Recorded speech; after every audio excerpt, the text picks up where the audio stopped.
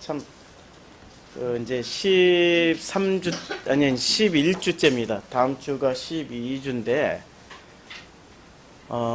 올해까지는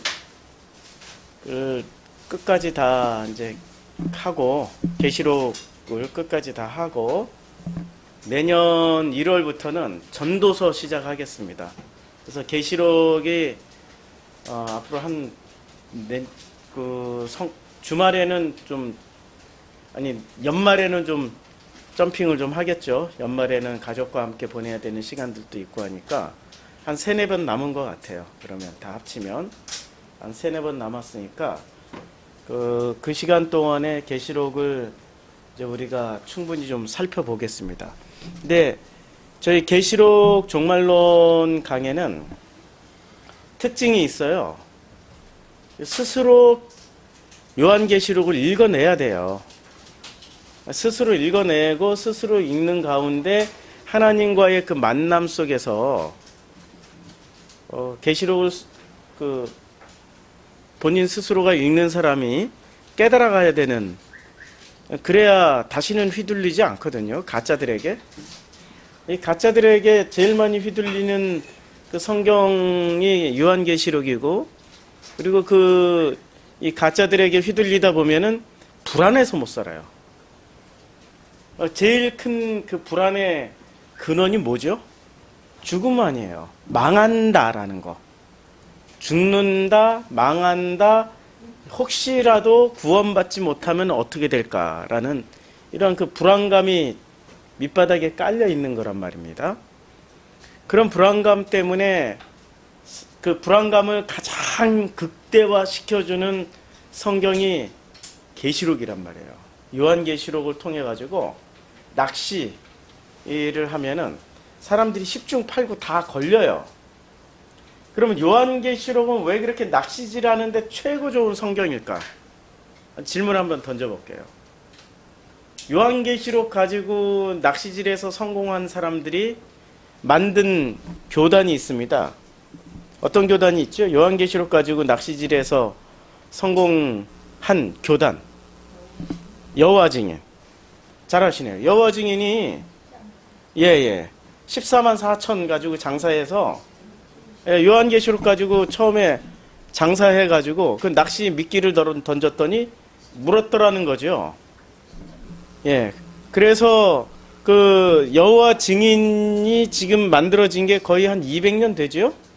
1800년도부터 시작된 낚시질이었고, 그리고 그 사람이 심지어는 제가 어제 설교 시간에 얘기를 했는데 몇 년 몇 월 며칠 날 대홍수가 내려서 다 죽는다 했는데 그날 날이 멀쩡했어요. 햇볕이 쨍쨍 내려졌어. 그런데 그 사람이 뭐라고 얘기를 했냐면, 우리가 그동안에 열심히 기도를 했더니 하나님이 우리를 축복하여 주셔서 비심판을 내리지 않았다. 사람들이 그걸 다 믿었어요. 그걸 뭐라고 그랬죠? 자기 합리화. 심리학자가 분석을 했잖아요. 자기 합리화. 그리고 그 후로 여호와 증인 이후로 새롭게 등장하는 모든 이단이나 새로운 기독교 종파들은 제일 먼저 뭘 가지고 낚시질을 했죠? 계시록 가지고. 그래서 14만 4천을 강조하는 이런 그 집단들이 있잖아요. 신천지 14만 4천 강조하잖아요.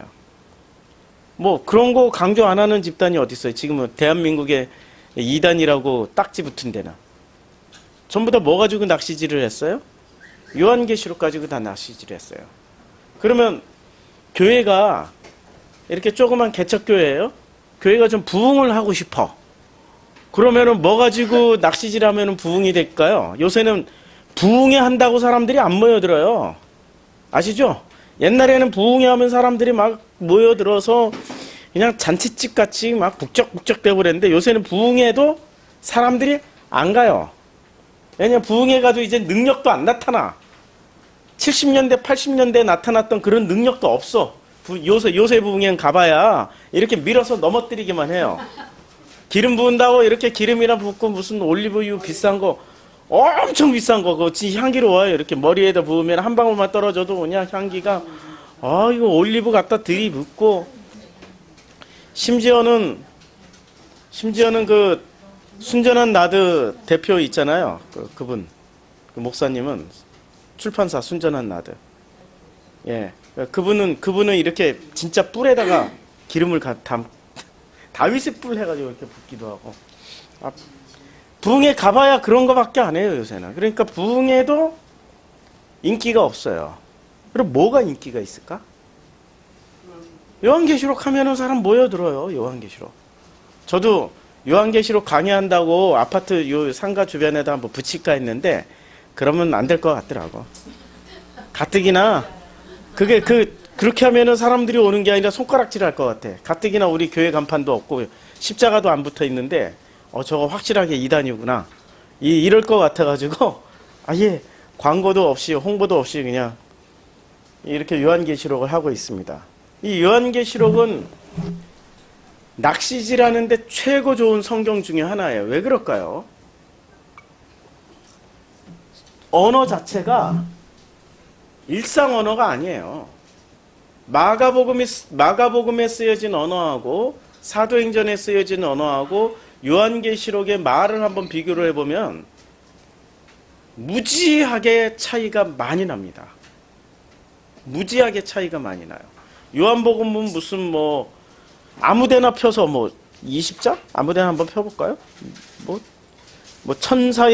천사가 무저갱의 열쇠와 큰 쇠사슬을 그 손에 가지고 하늘로부터 내려와서 2절 용을 잡으니 곧 옛뱀이요 마귀요 사탄이라 잡아서 1000년 동안 결박하여 3절 무저갱에 던져놓고 잠그고 그 위에 임봉하여 1000년이 차도록 다시는 만국을 미혹하지 못하게 하는데 그 후에는 반드시 잠깐 노일이라. 이렇게 읽어야 좀 감이 나죠.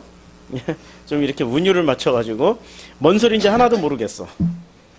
도대체 천사가 뭔지, 무저갱이 뭔지, 또 열쇠는 뭔지, 큰 쇠사슬은 뭔지, 또 용을 잡았더니 용이 갑자기 옛뱀이 되고 또 그 용의 정체가 마귀고 사탄이라 하고 또 밝혀주고 1000년 동안을 결박하는데 1000년이란 시간은 우리가 살아본 사람이 없고 도무지 지금 우리가 현실 세계에서는 불가능한 이야기들을 계속 이렇게 이야기를 하고 있단 말이에요. 그런데 이 요한계시록을 벗어나서 아무데나 이 마태복음 1장을 잘못했다. 무슨 아미나답을 낳고 살몬을 라합에게서 보아스를 낳고 이거는 어려워요. 이건 요한계시록보다 더 어려워. 마태복음 2장을 보니까 헤로드 왕 때 예수께서 유대 베들레헴에 나서 나심에 동방으로부터 박사들이 예루살렘에 이르러 말하되 딱 이거 읽는 순간 다 알겠잖아요. 그렇죠? 헤로드 왕 때 예수께서 유대 베들레헴이라는 땅에서 태어나셨고 그때 동방에서부터 박사들이 예루살렘에 이르렀어요. 이 문장 하나가 다 설명이 되죠. 그렇죠? 그런데 요한계시록은 어디를 펴서 읽어도 너무 어려워. 요한계시록은 아무데나 이렇게 펴서 읽어도 도대체 무슨 말이야. 17장 1절. 또 7대접을 가진 7천사 중 하나가 와서 내게 말하여 이르되 이리로 오라. 많은 물이 앉은 큰 음녀가 받을 심판을 내게 보이리라. 도대체 이게 무슨 말이야. 이 구절구절로 들어가면은 그 길을 잃어버려요. 미로 찾기 게임 같이 미로 속에 들어가서 잃어버려요. 미로에서 길을 찾는 가장 빠른 길은 어떤 길이 있을까요? 첫째, 죽도록 이 길 저 길 다 뛰어다니면서 찾아본다. 둘째, 가만히 앉아서 생각해본다. 셋째, 실을 묶어가지고 자기가 갔던 길은 도로 이렇게 되돌아가는 그게 소설에 나오잖아요. 단테의 신곡에서 베르길리우스의 실. 그런 방식으로 한다. 넷째, 전체적으로 위로를 위에서 다 보고 길을 확인한 다음에 그 다음에 벽에다가 이렇게 화살표를 그리면서 가본다. 그때 위에서 어떻게 확인해요? 미로에 같이. 아니 그냥 미로 밖으로 나와서 그렇게 확인해 본다. 이미 나와서 이렇게 확인해 본다. 위에서. 무르나 많아죠 답이. 네 번째죠, 네 번째. 그 미로에서 헤매지 않는 방법은 그냥 미로 밖에서 이렇게 미로를 보는 거예요. 그게 제일 좋은 방법이죠. 미로 밖에서 미로를 보는 게. 요한계시록을 제대로 보려면은 요한계시록 밖에서 요한계시록을 봐야 돼요. 요한계시록을 보지 못하면은 나무는 보되 숲을 보지 못하면은 반드시 걸려 넘어지게 되어 있습니다. 지금 저희 프로시쿠마에서 그 계시록 종말론 이 방을 그 공부하는 시간을 통해 가지고 우리가 지금 무엇을 확인하고 있습니까? 숲을 보는 일을 하고 있어요. 숲을 봤더니 숲을 보고 계시록을 집에 가서 숙제를 내주고 숙제를 한번 해보십시오 했더니 숙제하면서 보니까 보이죠? 요한계시록이 보이는 거 보이잖아요. 요한계시록은 큰 틀에서 말하면은 창세기나 아니면은 마태, 마가, 누가복음이나 아니면 사도행전이 말하는 거나 뭐 다른 내용을 이야기합니까? 동일한 내용을 이야기하고 있어요. 성경 66권 중에 뭐 요한계시록은 특별하게 미래에 일어날 어떤 대단한 사건들을 이야기하는 책이 결코 아닙니다. 미래에 일어날 일을 썼다면은 이건 굉장히 심각한 거예요. 생각을 해보세요. 미래에 이런 일들이 다 일어나게 된다면은 그러면은 우리는 지금 태어난 우리는 그리고 미래에 태어난 그분들은 뭔 죄가 있대? 아니, 미래에 태어날 그분들은 뭔 죄가 있어? 지금 태어난 우리들은 그러면 또 뭔 죄가 있어서 거기에 또 참여를 못해? 그렇죠. 가장 큰 착각 중에 하나가 요한계시록을 무슨 노스트라다무스의 예언서처럼 읽는다라는 거예요. 예언서처럼 읽는다라는 거예요. 그런데 요한계시록을 주님이 요한 예언서라고 그랬어요? 요한 계시록이라고 그랬어요? 계시는 미래에 일어날 일입니까? 지금 현재 일어나고 있는 일을 설명해 주고 있는 겁니까? 현재 계시를 받아야 우리는 살아요. 계시가 없으면 우리는 못 산다니까요. 계시가 끊어지면 어떻게 되죠? 엘리처럼 돼요. 엘리처럼. 엘리의 시대에 그 사무엘상 2장인가 3장에 보면은 엘리의 시대에 대해서 설명이 들어가요. 엘리의 시대에는 이상과 환상이 없었어요. 그 무슨 얘기죠? 계시가 없었어요. 계시가 없으니 유일하게 그때 당시에 처음으로 계시를 받았던 사무엘이 엘리한테 와서 부르셨나이까 했더니 안 불렀는데 3번씩이나. 그렇게 멍청한 제사장이 어딨어? 우매한 거지, 우매한 거지. 계시를 경험도 못 해본 거예요. 그랬더니 하나님 음성이 뭔지도 몰라. 안 불렀다고. 그러면 또 거기서 희한한 장면. 분명히 사무엘과 엘리가 어린 사무엘이니까 사무엘 어리니까 사무엘과 엘리가 같이 잠잤던 공간은 둘이 잠자고 있었단 말이에요. 100m 떨어졌다. 아니죠. 같은 집안에 같은 공간에 있었어요. 그런데 사무엘은 듣고 엘리는 못 들었어. 이상하지 않아요? 계시라는 게 그래요. 우리가 지금 여기 성경 공부로 다 모여들었는데 누구는 계시를 받아요. 누구는 계시를 받을 수가 없어요. 누구는 계시를 듣고 누구는 계시를 들을 수가 없어요. 그럼 요한계시록이 계시라면은 정말 계시라면 요한계시록을 읽는 사람들 중에는 누구는 계시를 받아요. 근데 누구는 계시를 받을 수가 없어요. 그럼 계시를 못 받으면은 계시를 받은 사람은 문제가 없어. 근데 계시를 못 받은 사람들은 자기가 받은 척을 하고 가르쳐야 돼. 그러면 그 계시를 어떻게 해야 되죠? 자기는 계시를 못 받았는데 계시를 받은 척하고 가르치려면 그렇죠. 거짓말을 해야죠. 조작을 해야 되죠. 그럼 어떻게 조작을 해야 될까요? 조작을 해서 가르치려면 사람들이 믿어줘야 돼. 믿어주게 하려면 사람들이 가장 사람들을 설득할 수 있는 최고의 증거물들을 가지고 와서 그것을 들이대줘야 돼요. 그게 뭐였죠, 이제까지? 그게 666의 666. 그러니까 그 666의 변천사를 보면 알잖아요. 로마 시대 때는 666이 누구였어요? 내려와. 네로라는 이름을 풀어보면 666이 나와요. 그럼 2차 세계대전 때는 666이 누구였어요? 히틀러. 그러면 지금 시대는 666이 뭐예요?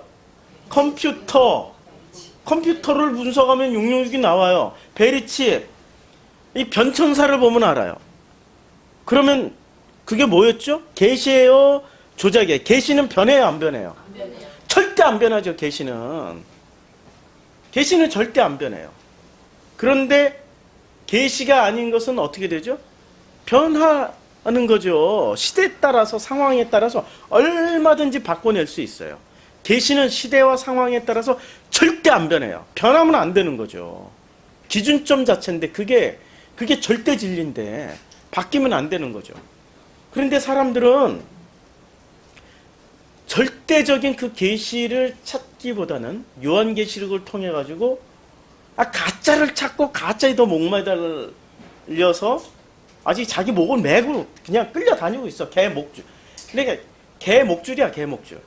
잘 보시라고요. 이 계시록 가지고 장난치는 그 가짜들 아주 좀 세게 좀 말을 해줘야 돼. 그 가짜들 있었잖아요. 뭐 여호와 증인부터 시작해가지고 신천지까지 그 가짜들이 사람들의 목에다 줄을 하나씩 딱 묶어가지고 개 끌듯이 끌고 다니잖아요. 끌려다니는데도 불구하고 자기네들은 아이 불행해 하면서 끌려다닐까요? 아니죠. 뭐 너무너무 막 그냥 완전히 올인해가지고 행복한 건 아니야. 속에 불안감이나 공포를 잔뜩 담고 그것을 포장할 뿐이에요. 사실은 그 속에 가득 담겨있는 그 불안감이나 죽음에 대한 공포 때문에 이기심이 발동하는 거예요. 가족, 친척, 부모, 형제, 남편, 아내 다 버리고 지 혼자 거기 쳐들어가가지고 기어들어가가지고 거기서 막 가족하고 그냥 다 끊어버리고 지 혼자 구원받겠다고 인간 이기심이 극대화되는 게 만들어 놓는 게 이 가짜들의 특징이에요. 너 하나만 잘 살으라고. 너 하나만 구원받으면 된다고.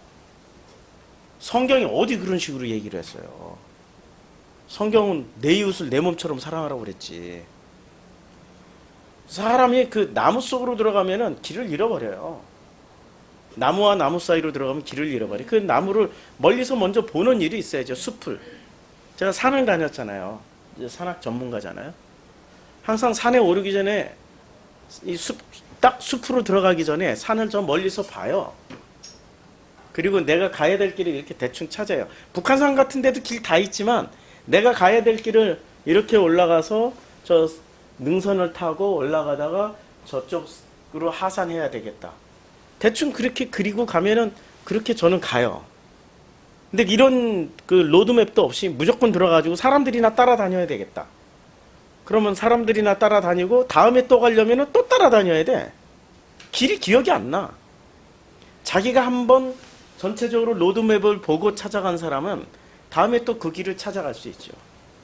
그런데 그렇지 않은 사람은 그건 못 찾아가요. 그러니까 성경이 그 로드맵을 찾는 그 순간을 뭐라고 그러는 줄 아세요? 요한계시록에서는 9장에 한번 보시겠어요? 9장에 이렇게 말을 해요. 9장 6절에 그날에는 이 그날에는 이라는 단어를 써요. 그날에는 사람들이 죽기를 구하여도 죽지 못하고 죽고 싶으나 죽음이 그들을 피하리로다. 우리는 이런 말을 읽을 때는 막 겁이 나. 막 황충들의 모양은 전쟁을 위해 준비한 말들 같고 그 머리에 금 같은 관 비슷한 것을 썼으며 그 얼굴은 사람의 얼굴 같고 또 여자의 머리털 같은 머리털이 있고 그 이빨은 사자. 얼마나 무서워. 사자 이빨 같고 막 황충이라고 그랬는데 모양은 전쟁을 위한 준비한 말 같고 그 머리에는 금관 같은 비슷한 것을 얼굴은 사람 얼굴 같고 상상만 해도 이걸 진짜 그려내는 사람이 있다니까. 그림으로 똑같이 그래가지고 딱 보여주면은 당연히 겁나죠. 무시무시하죠. 사람이 언제 겁을 느끼는 줄 아세요? 제일 공포를 느낄 때가 익숙하지 않은 거, 완전 낯선 거, 생소한 것을 갑자기 딱 맞닥뜨렸을 때. 그때 제일 무서워요. 한 번도 보도 듣도 못한 그런 것들을 딱 맞닥뜨렸을 때 제일 무서운 게 그때가 제일 공포스러워요. 지금 우리가 요한계시록에 보면 딱 그런 것들만 다 나와. 우리가 보지도 못하고 듣지도 못한. 그 한마디로 말하면 듣보잡. 그 듣보잡이 떡 하고 나타나면은 우리는 그것을 제일 무서워해요. 공포스럽게 생각하는 거죠. 그래서 그날, 드디어 그날에는 이런 것들이 나타나요. 그러면 우리는 그날을 피하기 위해서 얼마나 노력을 하기 시작합니까? 인간의 에너지는 있잖아요. 언제 에너지가 가장 많이 나올까요? 사랑할 때. 사랑할 때 에너지가 제일 많이 나와요. 그 다음에 미워할 때. 죽도록 미워할 때 잠을 안 자도 피곤치가 않아. 밥을 안 먹어도 배고픈 줄은 몰라. 그렇잖아요. 또 거꾸로 사랑할 때는 너무너무 사랑하니까 밤을 새서 자기야 통화를 했어. 피곤하지가 않아. 인간의 에너지가 극대화될 때는 사랑할 때와 미워할 때. 그 다음에 또 하나 공포스러울 때. 공포 속에 한번 들어가잖아요. 잠을 잘 수가 없어요. 정말 잠을 자려고 해도 잠을 못 자요. 이 불안과 공포가 한꺼번에 들어오면. 근데 공포는 에너지 소비가 너무 커가지고 조금만 지나면 탈진해서 쓰러져요. 근데 사랑과 미움은 절대 탈진도 안 해. 그러니까 인간의 에너지를 가장 크게 끌어낼 수 있는 게 사랑과 미움이죠. 근데 이 그날이라는 날이 성경에서는 그날이라는 날이 굉장히 중요해요. 그 날이 어떤 날이냐 이거지, 그날이. 자, 성경에 그날 중에 또 대표적인 그날이 있습니다. 요한복음 14장 20절. 요한복음 14장 20절이 이렇게 시작하잖아요. 그날에는, 그러면 아까 요한계시록 9장 6절에서 그날과 요한계시록 14장 20절 그날은 다른 날이죠? 맞아요. 같은 날인데 누구는 사랑으로 받아들이고 누구는 미움이라는 에너지로 받아들이는 거예요. 그러니까 그날이 누군가에게는 사랑이라는 에너지로 발산이 되고 또 누군가에게는 그날이 공포와 미움과 분노의 에너지로 터져나오는 그런 그날이 될 수 있다는 거예요. 성경은 그날을 굉장히 중요시 여겨서 봐야 돼요. 그날을 어떻게 만드냐 이거지. 그날. 이 그날을 창세기에서는 어떻게 설명하고 있습니까? 그날을 일곱째 날로 설명하고 있단 말이에요. 일곱째 날. 이 일곱째 날을 뭐라고 그러죠? 창조의 날. 창조의 7일. 이게 그날이란 말이에요. 창조의 7일이 그날이에요. 이 창조의 7일의 그날을 공통점을 한번 뽑아보죠. 이 그날의 공통점. 이 그날이 되기 위해선 제일 먼저 뭐가 되죠? 저녁이 되고 아침이 되는 거예요. 그러니까 그날은 어떻게 살아가요? 그날은 놀랍게도 2번 살아가. 그날은 저녁이 되고 아침이 되는 이 2개의 날로 살아가게 돼 있어요. 자, 그날이 저녁이 되고 아침으로 살아가는데 그럴 때마다 주님이 고백을 하세요. 이 그날에는. 이 그날에 어떤 고백을 하죠? 보시기에 좋았더라. 이 보시기에 좋았더라는 이 토브, 이게 토브란 말이에요. 이 토브를 주님이 몇 번 말씀하시죠? 7번 말씀하세요. 7번을 말씀하십니다. 아니, 둘째 날 말씀 안 하셨는데요? 이렇게 얘기를 하실지도 몰라요. 둘째 날 말씀 안 하셨지만 마지막 날에 보시기에 참으로 좋았다라고 또 말씀하셨어요. 그래서 토탈 7번이 돼요. 7일과 7번의 보시기 좋았더라는 그 고백이, 자, 이거는 주체가 누구죠? 보시기에 좋았더라라고 말씀하신 주체는 하나님. 그러면 저녁에서 아침을 살아가는 주체는 누구죠? 나. 나도 7번, 주님도 7번. 둘이서 이렇게 서로 나와 아버지가 사이좋게 7번, 7번씩.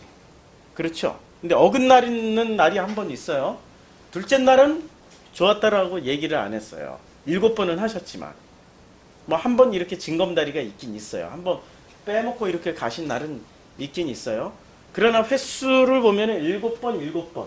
자, 요 그날이, 그러면 이 그날은 벌써 이제 분석이 됐죠. 그날은 두 가지 종류의 그날이 있죠. 나가 그날을 맡고, 나 혹은 아버지가 하나님이 그날을 말씀하신 그날. 그러니까 그날 안에는 지금 주체가, 나 주체가 있고 하나님 주체가 있는 거예요. 자, 요한계시록을 읽을 때 나라는 주체로 읽게 되면은 그날은 어떻게 되죠? 예, 그날은, 예, 그는 종말을 맞이해야 돼요. 종말을 맞이해서 어떻게 돼야 돼요? 나는 죽어야 돼. 맨날 저녁으로 죽고 아침으로 살아나야 돼. 그러면은 그 그날이라는 그 요한계시록의 그날을 하나님이 주체가 돼서 주어가 되셔가지고 그날을 말씀하시면 어떤 상황이 되는 거죠? 보시기에 좋았더라야. 그러면 목사님 그따위 소리 하지 마세요. 아니 황충이 아까 잠깐 읽었는데도 무서워서 못 살겠어요. 뭐 얼굴은 무슨 뭐 그냥 전사 같고 무슨 몸뚱이는 말 같고 무서운 뭐 사람 얼굴이지만 제일 무서운 얼굴이 사람 얼굴인 거 아시죠? 제일 무서운 얼굴이 사자 얼굴이나 호랑이 얼굴 아니에요. 표정 없는 사람 얼굴 한밤중에 길 가다가 떡 만나보세요. 얼마나 무서운데요. 남자 얼굴 생각하지 마시고 머리 늘어뜨리는 여자 얼굴 한번 생각해 보세요. 이거 참 끔찍해요. 그게 살아있는 인간이라면 더 무섭죠. 예. 이게 제일 무서운 게 사람 얼굴이에요. 그러니까 사람 얼굴이 나오잖아요. 아까 우리 읽었던 본문 중에. 그만큼 공포스럽다고. 그런데 주님은 뭐라고 말씀하세요? 그것조차도 보시기에 좋았더라. 이걸 이해를 해야 되는 거예요. 계시록을 읽으면서 이것을 이해하지도 못한 채 끊임없이 그거는 마귀고 그거는 사탄이고 그놈은 죽어야 되고 그리고 너무나도 예쁘고 아름답고 찬란하고 빛이 나고 하얗고 좋은 것들은 천사야. 우리는 요한계시록을 읽을 때 뭐를 가지고 읽어요? 우리 벌써 우리 머릿속에는 요한계시록을 읽을 때 어떤 생각을 가지고 읽게 되냐면은 그날을 읽는데도 불구하고 우리는 선과 악으로 나눠서 읽고 선의 편에 선 존재는 천사, 악의 편에 선 존재는 사탄. 아주 다양하게 얘기하죠. 여기는 사탄, 짐승, 뭐 그냥 무적행, 뭐 무지무지한 많이 얘기를 하죠. 그렇죠. 그러니까 우리는 벌써 이걸 다 나눠놓고 지금 읽기 시작해. 도식을 가지고 있어요.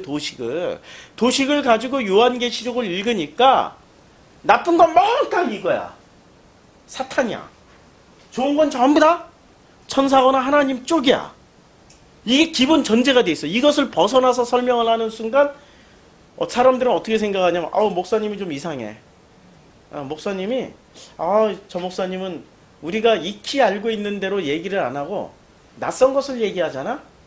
저 이상해. 저 프로슈코마이 교회 목사님은 뭐 이상해. 그러고 안 나와버려요. 그리고 설교를 또 안 들어. 유튜브 설교도 안 들어. 나하고 다르면 버려버려. 사람들은. 근데 요한계시록에는 나하고 다른 것이 무지하게 많이 나와요.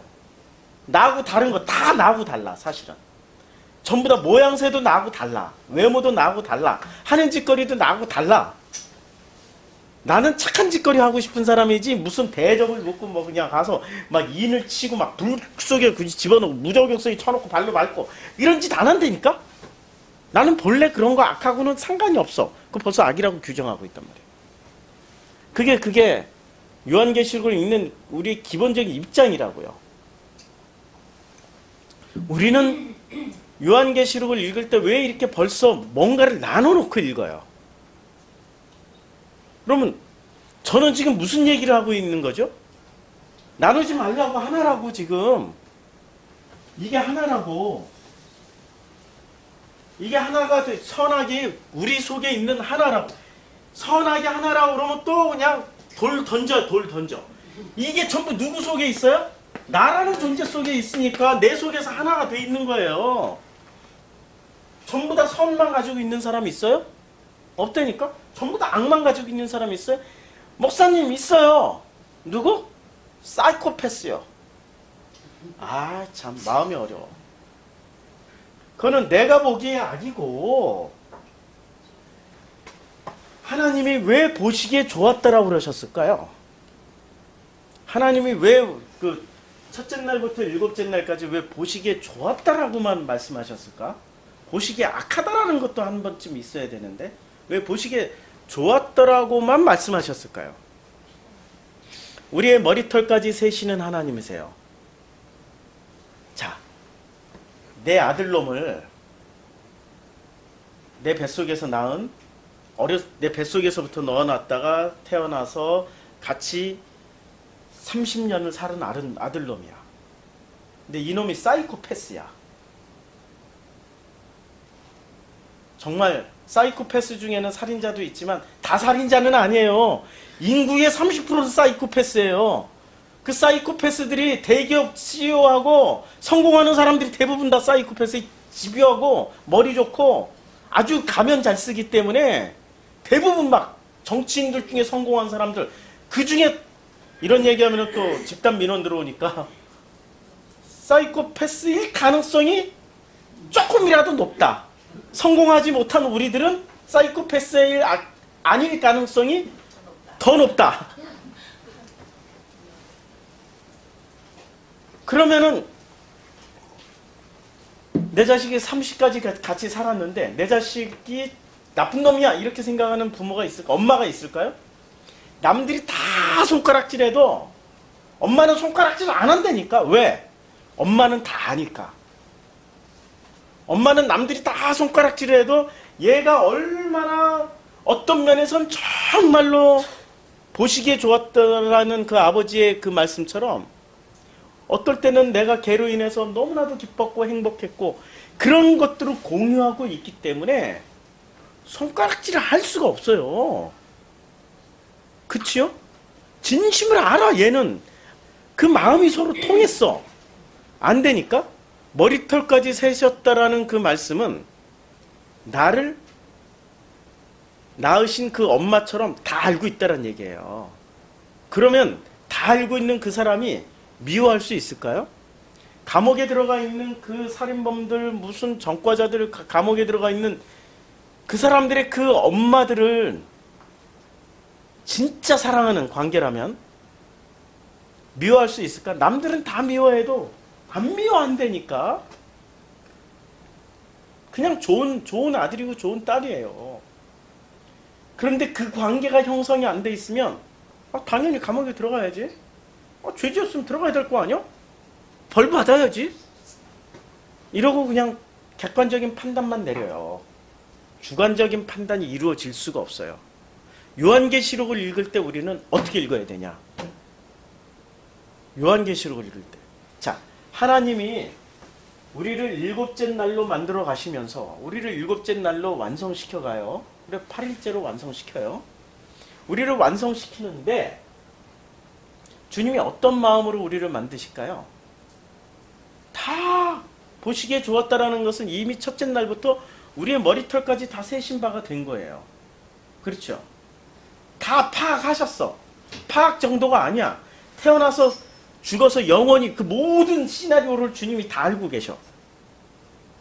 그러니까 주님은 철저하게 나를 다 이해하고 계시는 거예요. 이해하고 마음이 통하셨어요. 그런데 내가 주님을 몰라, 문제는. 내가 주님을 모를 때 어떤 문제가 발생할까요? 주님은 나를 다 아시는데 내가 주님을 모른다. 엄마는 아들을 다 알아. 그러니까 아들이 무슨 짓을 해도 그냥 잠깐 감정은 좀 상한다 할지라도 그러나 그 기본은 절대 변함이 없어요. 그렇죠? 근데 그 아들은 안 그래요. 아들은 무조건 잘해주면 엄마지만 조금이라도 잘못해주고 뭐 섭섭하게 해주면 엄마 아니야. 그다음부터 말도 안 해. 밥도 안 먹어버려. 집에도 안 돌아버려. 막 일부러 막 남자들이 일부러, 여자들은 그럴지 모르겠는데 딸들은 어떨지 모르겠는데 남자들이 일부러 막 사건 사고 저질러 버려 막. 그 중에 제일 약한 게 술 먹고 와서 그냥 뒤에 엎어버리는 거예요. 남자들이 그게 제일 약한 거예요. 술 먹고 뭐 예. 그게 제일 약한 거예요. 그게 남자들이라니까요. 그러니까 엄마는 안 변하는데 누가 변해요? 아들들이 변하는 거예요. 왜? 엄마를 모르니까. 근데 엄마를 언제 알아요? 엄마가 돌아가시고 난 다음에 꼭 알아. 엄마가 돌아가실 때쯤 되면, 왜냐하면 자기도 아빠가 돼 있고 딸들도 엄마가 돼 있어요. 애들을 키우다 보니까 자기가 낳은 자식을 통해 가지고 엄마를 이해하기 시작하는 거예요. 아버지를 이해하기 시작하는 거예요. 그때부터 비로소 엄마 아버지가 이해가 돼요. 그러니까 언제쯤 철이 들어요? 제대로 잘 사는 인간들은 나이 50쯤 되면은 철이 들기 시작해요. 엄마 아버지를 그때부터 이해하기 시작해요. 나이 50쯤 돼야. 공감하세요? 50 전에는 몰라. 죽었다 깨나도 몰라. 죽었다 깨나도. 특별하게 그냥 딸들은 모르지. 딸들은 엄마랑 아이고 뭐 살갑게 어쩌고 저쩌고 하는데 대개 우리 아들들은 나이 50쯤 돼야 비로소 아버지가 이해가 되기 시작하고 어머니가 이러신 분이었구나. 그때 비로소 깨달아가기 시작해요. 나이 50쯤 살아야 비로소 이제 철이 들기 시작하는 거죠. 일곱째 날. 그럼 우리는 일곱째 날 중에 아버지를 그 정도로 알아가는 게 나이 50쯤이 한 몇째 날쯤 될까요?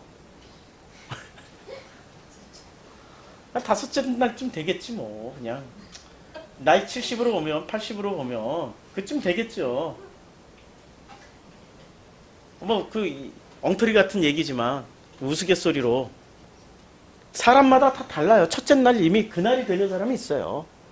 아버지의 나의 마음과 아버지의 마음을 그냥 서로 첫째 날부터 하나구나. 아버지 마음이 내 마음이고 내 마음이 아버지구나. 첫째 날부터 이렇게 되는 사람이 있지만 여섯째 날쯤 가야 이건가 보네? 이렇게 생각하는 사람도 있죠. 지금 계시록의 그 일곱 재앙 심판이나 지금 계시록을 이제 쭉 써놨단 말이에요. 이 요한계시록이 전체 구조예요. 그냥 1장 1절부터 8절은 뭐 서론이고 1장 9절부터 3절까지 3장 22절까지는 일곱 교회 얘기하는 거고 뭐 이런 거 알아서 뭐해 사실은. 어떤 사람들이 이런 걸 목숨처럼 막 쓰고 암기하는 사람들이 있어. 이거 알아서 뭐해? 써놓고 나서도 되게 한심해요. 이거 한다고 하나님과 나와의 관계가 이렇게 회복이 되나? 그날이 되나? 아니에요. 이건 지식일 뿐이에요. 지식으로는 완성된 거 없어요. 지식으로는 누구만 높아져요? 나만 높아져. 많이 알고 있는 나만 높아져요. 지식 자랑 한번 해볼까? 내가 얼마나 높아질 수 있는지? 사람들은 전부 다 그러고 살고 있어요. 지식 자랑 한번 해보자. 그러니까 무슨 정치 얘기를 그래서 제일 좋아해요. 특별한 지식 필요 없어도 돼요. 정치의식은. 자기 이데올로기만 있으면 자기 이데올로기에서 마음껏 쏟아낼 수 있는 게 정치 이야기예요. 자기 이데올로기가 있기 때문에 모든 사건, 사고, 무슨 그 증거물들을 자기 식으로 꿰어가지고 그냥 하루 종일 얘기할 수 있는 게 정치 얘기예요. 그러니까 이 인간은 정치에 무지무지한 관심을 갖습니다. 정치에게 누가 더 대학 출신이 더 얘기 잘하나요? 아니면 그냥 택시 운전기사가 더 잘하나? 그쵸? 택시기사들이 정치 얘기 제일 잘할 수 있죠. 사람들 많이 만나서 이 얘기 저 얘기 다 듣다 보니까 이 증거물들이 많아. 여기저기서 주워 들은 얘기들. 그거 한번 읽기 시작하면 택시 내릴 때까지 고문당해야 돼. 뭐 어쩜 그렇게 말을 잘하는지 그냥 줄줄줄줄 말 잘못 꺼내면 큰일 나요. 그래서 사람들이 정치 얘기하는 걸 좋아해요. 자기 잘난 자랑을 하는 거죠. 정치의 핵심은 뭐죠? 간단해요. 나랑 하나가 돼 있는 지도자를 뽑았느냐, 나하고 하나가 되지 못한 지도자를 뽑아놓고 후회하고 있느냐, 딱 그거 아니에요. 전부 다 자기와 같기를 원하는데 이 세상은 누구도 자기를 이해해줄 사람도 없고 품어줄 사람도 한 사람도 없어요. 이 지구상에 부모 빼놓고 하나도 없어. 형제들도 절대 안 그래요. 제가 확실하게 얘기했어요. 형제들 절대 안 그래요. 부모님이나 그냥 나와 하나가 될 수 있는 거죠. 요새도 부모 잘 만나야 되죠. 어떤 부모는 때려 죽이잖아요. 그것도 목사가 자기 딸을 때려 죽이잖아요. 참 비극이죠. 그치요? 그러니 이 부모 자식 간의 관계가 깨어지고 난 그 자리에 우리가 어떻게 이렇게 아버지와 내가 하나가 된다라고 얘기를 해도 그런 분 밑에서 신학 공부를 한 신학생들이나 그런 분 밑에서 그 신앙생활을 했던 교회 성도들이 어떻게 깨닫겠어요? 모르는 거지. 그럼 뭐만 가르쳐줘요? 이런 것만 가르쳐준다니까? 지식이나? 지금 지식 배워서 뭐해? 하나님 앞에 가서 이제 드디어 주님 제가 일평생 동안 창세기부터 시작해서 계시록까지 이렇게 완벽하게 다 암기하고 공부하고 왔나이다. 이제부터 내가 주님 앞에 이 브리핑을 통해 가지고 이제부터 보고를 프레젠테이션을 하겠습니다. 자, 주님 이제 들어주시옵소서. 이 시간부터 시작해서 창세기부터 시작해서 계시록까지 끝날 때는 앞으로 3655년이 걸릴 예정이오니 주님 인내하시고 참아주시고 들어주시옵소서. 그날까지는 심판을 면할 수 있겠지. 딱 끝나는 순간 너 나하고 무슨 상관이 있지? 주님이 딱 그 질문 하나 던질 거야. 너 나하고 무슨 상관이 있니? 주님은 이런 거 브리핑 필요할까요? 필요치 않는 그분 자체가 성경이시라니까? 말씀이시고 이건 누구한테 필요한 거예요? 나한테 필요한 거죠. 근데 왜 이거 가지고 주님을 설득하려고 그래? 관점을 잘 잡으셔야 돼요. 관점을 잘못 잡으면은 엉뚱한 데로 흘러갑니다. 이거 아침에 와서 쓸까 말까 하다가 그냥 썼어요. 예, 자, 간단해요. 요한계시록은 1장부터 3장까지 그냥 7교회 얘기. 그 다음에 그 22장부터 그 21장부터 그 19장부터 마지막 장까지는 바벨론에서 예루살렘으로 새 신부가 되는 이야기. 나머지 4장부터 19장까지는 심판받는 이야기. 크게 그냥 세 덩어리예요. 7교회 누구? 나. 누가 심판받아? 나. 누가 신부가 돼? 나. 됐네. 끝! 아니 이 관점에서 보면은 전부 누구 얘기예요? 내 얘기죠. 근데 내 얘기지만 실제로 누구 얘기예요? 아버지 이야기. 지금 관점이 성경 끝까지 관점이 두 개 흐른다고 그랬죠. 내가 주인공이 될 수 있고 아버지가 주인공이 될 수 있고 그리고 또 하나 더. 아버지와 내가 하나가 되면 우리가 주인공이 되는 거예요. 이제는 요 관점을 읽어보라고요. 우리라는 관점을 읽어보면은 매 구절 하나하나마다 우리가 눈물을 안 흘릴 구절이 어디 있나. 눈물 펑펑 쏟으면서 읽어야 되는 게 성경 전체예요. 요한계시록이에요. 그래서 그날에는 요한복음 14장 20절 같은 저자가 썼어요. 요한이. 그날에는 그러니까 요한은 결정적이다고 있고 이런 단어로 그날에는 내가 아버지 안에 너희가 내 안에 내가 너희 안에 있는 것을 너희가 알리라 라고 썼어요. 그러면 요한계시록으로 다시 건너가서 이제 요한계시록 9장에 보면은 그날에는 드디어 이제 그날이 요한복음에서는 그날에는 뭐가 되는 날이에요? 우리가 되는 날이죠. 나 하나님이 우리가 되는 날이에요. 이걸 한마디로 표현하면 우리야 우리. 요한복음 14장 20절이 우리가 되는 날인데 요한계시록 9장 6절에는 어떻게 돼요? 그날에는 사람들이 죽기를 구하여도 죽지 못하고 죽고 싶으나 죽음이 그들을 피하리로다 라고 시작하는 이 구절은 어떻게 주인공이 누구예요 지금? 사람. 근데 그 우리가 누구랑 우리가 됐어요? 나하고 하나님과 우리가 된 게 아니고 사람들과 사람들. 자, 이 우리가 두 개가 있어요. 우리. 이 우리에는 하나님과 나가 하나가 된 우리가 있고 두 명만 모여도 우리잖아요. 그렇죠? 그런데 사람과 나가 하나가 된 우리가 있어요. 사람과 나가 하나가 돼서 사람이 점점 많아졌어. 큰 무리를 이뤘어. 그리고 그 길을 함께 가. 그러면 성경은 그 길을 뭐라 그래요? 넓은 길. 누구를 보고, 사람을 보고 가면 넓은 길. 근데 좁은 길이야. 여기 2명밖에 못 가. 근데 이분은 실제로 안 보여. 이게 나 한 명밖에 겨우 못 들어가는 그 좁은 길을 가고 있어요. 그런데 우리야. 그 무슨 길? 좁은 길. 그렇죠. 그러니까 좁은 길. 나 혼자 가는 외로운 길이에요. 그러나 누가 봐도 나 혼자야. 그러나 영안이 열린 사람은 보는 거죠. 하나님과 함께 가는 길이구나. 우리가 돼서 가는 길이죠. 지금 4장부터 시작해서 19장까지의 지금 나가 가는 길은 우리가 가는 길은 어떤 우리가 가는 거예요? 나하고 하나님이 하나가 돼서 가는 길인가요? 사람과 나가 만나서 가는 길인가요? 4장부터 19장까지는.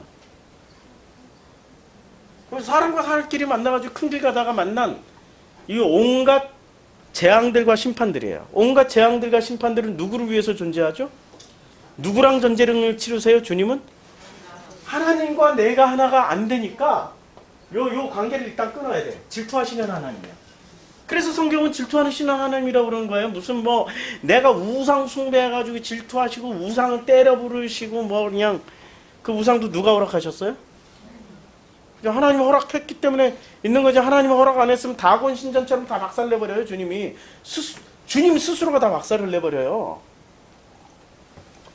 오해를 하지 마시라고요.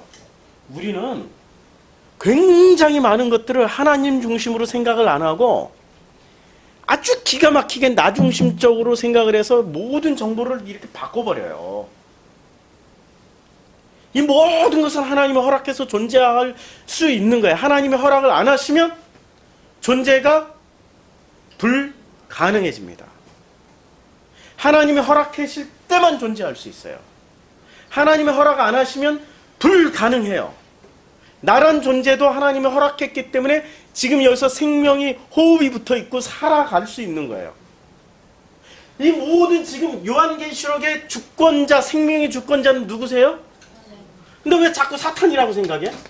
사탄, 마귀, 무적행에 집어넣는 이 주인공은 사탄이라고 생각해? 그러니까 공포와 막 불안감이 일어나가지고 사탄한테 잘 보이려고. 그래서 사탄 따라가잖아요. 이만희 사탄. 맞잖아요. 자기가 예수라는데 무슨 말 다 했지. 따라간다니까. 우리는 알게 모르게 나라는 그 값어치를 너무너무 그냥 좀 죽으면 어때? 영원히 보장돼 있다며. 죽으면 어때? 근데 왜 안 죽으려고 왜 이렇게 버티지? 기독교인들이. 대부분 여기에 들어가면 4장부터 19장까지 들어가서 여기를 통과할 때 여기로 이렇게 이제 7교회인 나가 4장부터 19장을 이렇게 통과해가지고 21장까지 이렇게 오기 전에 나는 죽고 나는 예수로 죽고 그리스도로만 살아야 되겠다라는 결론으로 여기까지 와야 되는데 그 결론을 가지고 오니까 나만 살아야 되겠다. 아주 이기적으로 이렇게 변해서 옵니까? 대부분 짝퉁들은 그렇게 만들어놔요. 이기심이 그냥 최대로 극대화돼가지고 나는 반드시 살아야 되겠다. 거기는 가족도 필요 없어요. 아들, 딸, 남편 다 필요 없다니까요. 그 증거물 1999년 10월 24일 날 이장님에 의해서, 이장님이 아니지, 그 배우 세력이 있어요. 지금 그때는 다미 선교회고 지금은 세계 등대교인가? 이름만 싹 바꿨어요. 그 실체들이 몽땅 가가지고. 그래서 그들이 지금 주장하고 있는 게 베리칩이야. 이게 싹 모양새만 바꿨다니까요. 그때 망해가지고 한국에서는 못하니까 LA로 넘어가서 세계 등대교회 만들고, 그리고 그때 또 종목을 다시 찾았어. 컴퓨터 무슨 바코드라고 그랬다가 종목을 다시 찾아보니까 그게 베리칩이라는 게 있는 거야. 아니 살아났지. 베리칩 덕분에 그분들이 살아나셨지. 그럼 그분들은 보시기에 악했나? 주님 보시기에? 그것도 주님 보시기에 좋았더라예요. 우리의 생각과 나의 생각과 너희의 생각은 다르다. 이사야 55장. 나의 갈 길과 너희 길은 다르다. 달라. 주님의 사고방식은. 왜? 주님은 모든 인류의 각자 70억이면 70억 명의 머리털까지 다 헤아리신 바가 되는 거예요. 그러니 주님은 누구를 미워할 수 있나? 없죠. 요번에 제가 영화 아주 좋은 영화라 제목을 우리 언제 같이 영화 보러 가요. 좀 인도는 좀 딜레이가 됐고 연장이 됐는데 영화라도 우리 청년들을 위해서 문화상품권 8장이나 지금 스폰 받았는데 같이 갈 청년이 없나 지금. 로스트 인 더스트라는 영화입니다. 지금 대한극장에서 상영하고 있어요. 두 형제의 이야기예요. 형은 감옥에서 추록해서 동생이랑 같이 살고 있고 동생은 이혼해가지고 혼자 살고 있는 그 동생을 찾아와요. 형이. 근데 이 형은 죄목이 뭐냐면 아버지를 살해한 죄예요. 29살에 아버지를 총으로 쏴 죽여버려요. 왜 죽였냐면 그 아버지가 그 나이 먹도록까지 가족들에게 폭력과 온갖 잔인한 짓을 저질렀어요. 큰아들이 대신 쏴 죽이고 자기가 십자가 지고 감옥에 갔어요. 그 감옥 안에서도 뭐 몇 번의 그 폭력을 또 휘두르고 그래서 10년을 살다가 나왔어요. 그리고 그 10년 동안 감옥에 있는 그 10년 동안 동생은 이혼하고 아들 딸 낳고 살았지만 오래 못 살고 이혼하고 혼자 살고 있었어요. 그리고 그 집은 어머니가 살아생전에 어머니는 평생 불행하게 산 여자야. 그런 아버지 만나서 두 아들 키우느라고 끝까지 견디고 사는데 온갖 폭력과 저주와 그 속에서 사는 거예요. 어머니는 한 번도 등장은 안 하지만 그러나 그 어머니가 얼마나 따뜻했는지는 이 두 형제를 통해서 확인이 되는 거예요. 두 형제가 보여주는 그 내놓는 것들이 따뜻한 사랑들을 내놓고 있는 거예요. 동생에 대한 애정, 형에 대한 그 진실한 마음. 그리고 이 동생은 자기 가족에 대한 비록 이혼을 했지만은 전처와 그 아이들에 대한 진심의 사랑이 있는 거예요. 그것을 위해서 이제 그 집을 그 어머니가 그러니까 불행한 가정을 그냥 뭐 돈을 벌 사람이 없잖아요. 그러니까 그 집을 그 25,000불 그 텍사스에 있는 그 땅이 텍사스에 있는 집이고 텍사스에 있는 미들랜드 은행에 저당 잡혀서 25,000달러를 빌려다 썼어요. 그것 때문에 그 돈, 그 25,000달러, 25,000달러면은 우리나라 돈으로 한 3천만 원 되나? 3천만 원 되는 그 집이 날아가게 생긴 거예요. 근데 그 동생이 그걸 알았어요. 그 집 밑에 어마어마한 석유가 매장되어 있는 거예요. 근데 그걸 25,000달러를 갚고 거기에 공증비까지 다 해가지고 한 뭐 4, 5만 달러가 들어가야 되는 거예요. 그 돈을 벌 수가 없어요. 근데 자기는 그 생각을 하는 거예요. 나는 불행하게 살았지만 형하고 동생은 그 영화의 한 장면이에요. 아버지의 아버지까지 우리는 여기서 4대를 걸쳐서 살았는데 모두 다 가난하게 살았고 이 땅 하나만 여기서 지키고 왔었다. 그런데 이 땅에 근데 나는 이게 가난 때문에 어머니의 가난과 우리의 가난 때문에 이 땅은 이제는 은행으로 넘어가게 생겼다.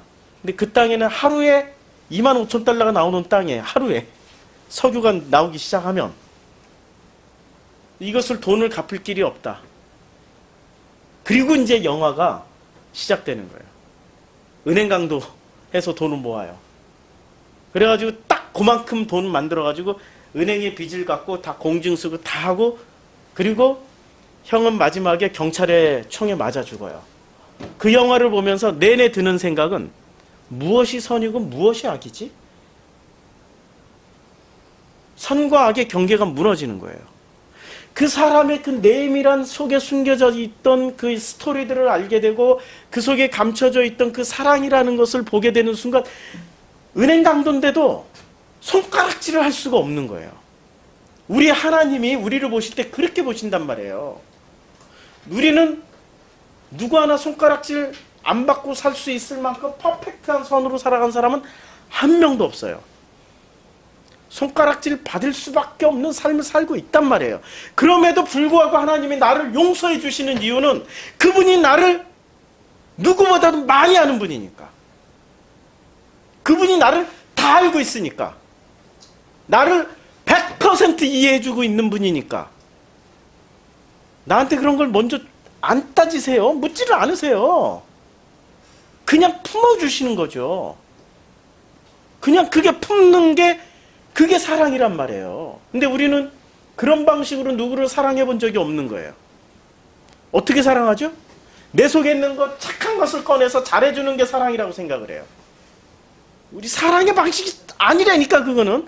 내 속에 있는 착한 것을 꺼내가지고 제일 좋은 것을 꺼내서 그에게 먹여주고 입혀주고 그것을 통해가지고 그를 이렇게 품어주는 걸 사랑이라고 생각해요. 내 속에 있는 것 제일 좋은 것을 꺼내가지고.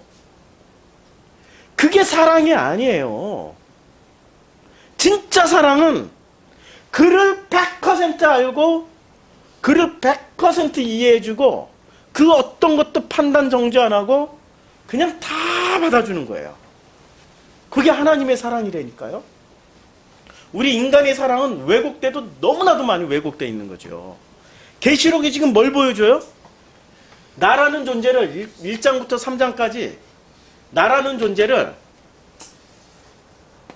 존재를 들여다봤더니 몇 가지 시험이 와요. 7가지 시험이 대접이 쏟아질 때마다 우리는 어떤 반응을 보입니까?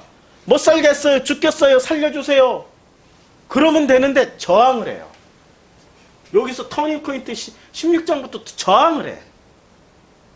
저항을 하고 싸워요. 싸워. 대적을 한다니까.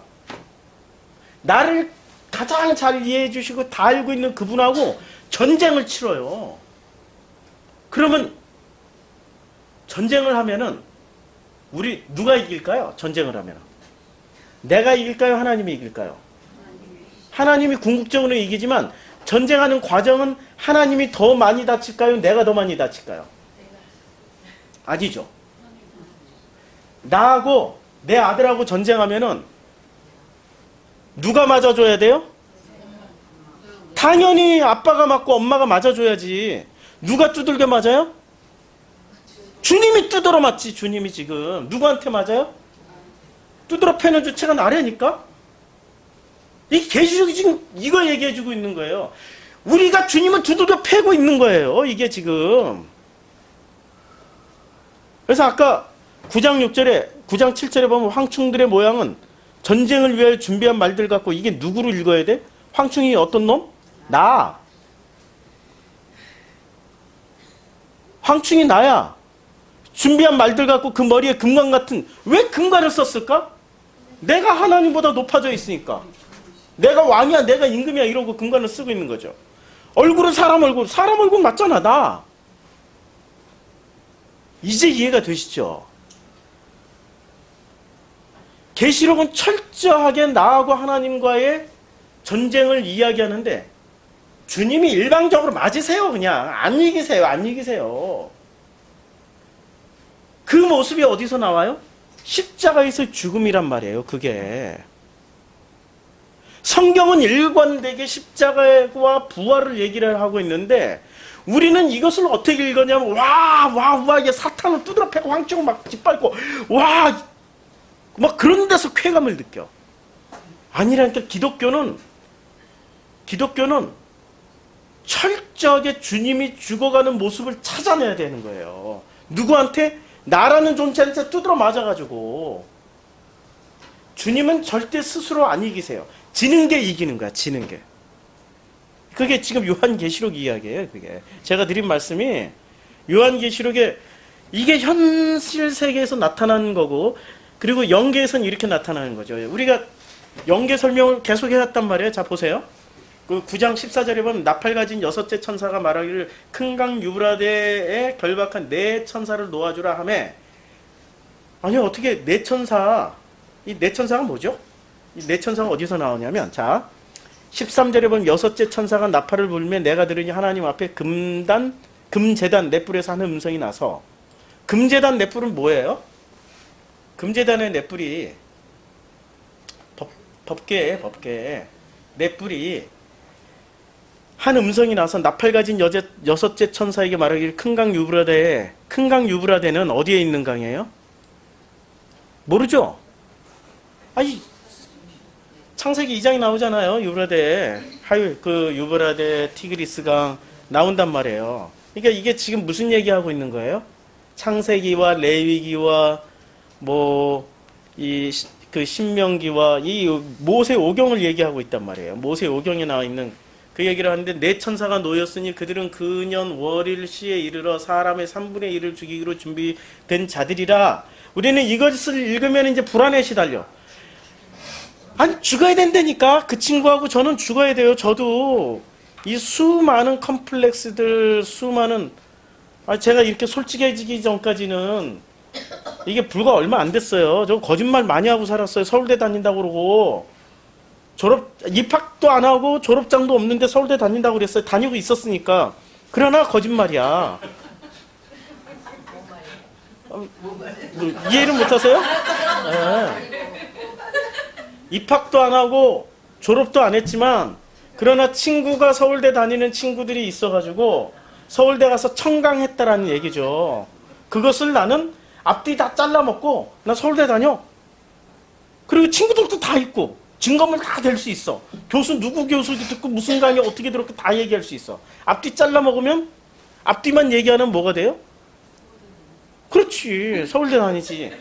컴플렉스가 있었으니까. 나는 내 친구들은 중학교 때 내 친구들이 서울대 다 갔는데 걔들보다 공부를 못한 것도 아니고, 그 친구는 물론 서울대 간 친구들은 10등 안에 들었지만 나는 전교 3,000명 중에 우리 한 학년에 3,000명이었어요. 3,000명 중에 12등 했다니까요. 그러면 나도 서울대 갈 수 있다라는 생각을 할 수도 있잖아요. 못 갔어. 철도고등학교 다니는 바람에. 3년 내내 토목 공부하느라고 막 측량기 들고 평판 들고 이렇게 레벨 보고 이렇게 설계도 그리고 이렇게 하다가 못 갔어요. 그러니까 컴플렉스가 얼마나 심해요. 이런 것들이 쓴뿌리가 되니까 나도 모르게 거짓말이 나오는 거예요. 자연스럽게 거짓말을 하게 돼요. 그래가지고 우리 아들이 서울대 갔을 때 내가 그때 이실직고했어. 아들아, 네가 서울대 가줘서 너무 고맙다. 네 덕분에 내 컴플렉스가 해결이 됐다. 난 사실은 서울대 안 다녔지만 서울대 다녔다라고 내가 거짓말도 하고 다녔다. 그 정도로 내가 한이 맺혔다. 나라는 존재를 그 서울대라는 간판을 통해 가지고 이렇게 어떻게 한번 뒤집어 보려고 그랬는데 그게 안 되더라. 하나님은 그걸 허락을 안 해주셨대. 아들한테 진짜 그때 고마운 마음. 아들이 그걸 해결을 해줬어요. 그래가지고 그 다음부터는 내 아들은 서울대 다닌다고 막 떠들고 다녔어. 어디 가면 아빠 제발 얘기하지 마 막 그러는데도 얘기하고 다녔어. 그게 내 컴플렉스가 속에 쌓여 있었기 때문에 어쩔 수 없었죠. 그걸 또 풀어내는 시간도 있어야 되잖아요. 이 모든 과정이 이거란 말이에요. 지금 오늘 읽은 본문에 9장, 10장, 11장 이 모든 싸움들이에요. 사실은 이렇게 나의 삶의 스토리를 그냥 이런 식으로 써놓은 것 뿐이야. 그러면 왜 이렇게 어려운 얘기로 써놨을까요? 한 줄로 쓰면 딱 끝날 얘기를 왜 이렇게 복잡하게 막 어렵게 써놨을까? 바꾸니까. 사람들이 있잖아요. 성경에 마음에 들면은 그건 성경, 마음에 안 들면 뭐라고 그래요? 요거는 짜집기 된 편집 본문이기 때문에 빼버려야 돼. 요즘 신학자들, 현대 신학자들이 그 짓을 많이 했단 말이에요. 자기 마음에 들면은 성경 본문, 예수 하나님이 하신 말씀, 내 마음에 안 들면은 요건 가짜하고 빼내요. 빼내. 사람들의 편집이 됐다고. 그럼 이때 당시는 없었나요? 당연히 있었죠. 그럼 사람들이 못 알아듣게, 이렇게 듣긴 들어도 깨닫지 못하고 보긴 보아도 알지 못하게 만들기 위해서 이렇게 복잡하게 써놓은 거죠. 핵심은 뭐예요? 나라는 존재를 주님이 어떻게 세우시는가를 우리로 만들어가는 과정으로 어떻게 세우시는가를 써놓은 게 요한계시록인 거죠. 그럼 왜 그렇게 써놔야 돼요? 자, 이게 요한계시록이에요. 그럼 이 계시록이 있기까지 출발은 어디서 시작했어요? 우리는 성경 순서로 보면 창세기부터 출발을 하겠죠. 창세기부터 출발해가지고 구약은 말라기까지, 말라기에서 복음서로 넘어오죠. 복음서로 넘어와서 사도행전을 거치고 바울 서신을 거쳐서 그 다음에 히브리로 건너가서 그 다음에 사도 서신 다음에 사도들의 서신 다음에 요한계시록으로 좀 창세기에 있었던 이 내용이 그대로 다 반복이 돼야 되는 거죠. 그렇죠. 그러니까 창세기 안에 복음을 여러분들 만나셨나요? 창세기 안에 복음을 만나셔야죠. 그래야 이 요한계시록 이해가 되죠.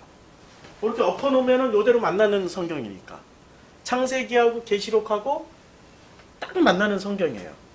그러면 창세기에 있는 이 내용이 여기 안에 그대로 다 들어가 있는 거죠. 요한계시록 안에. 요한계시록 안에 그대로 다 들어가 있는데 그것을 어떻게 읽어내냐?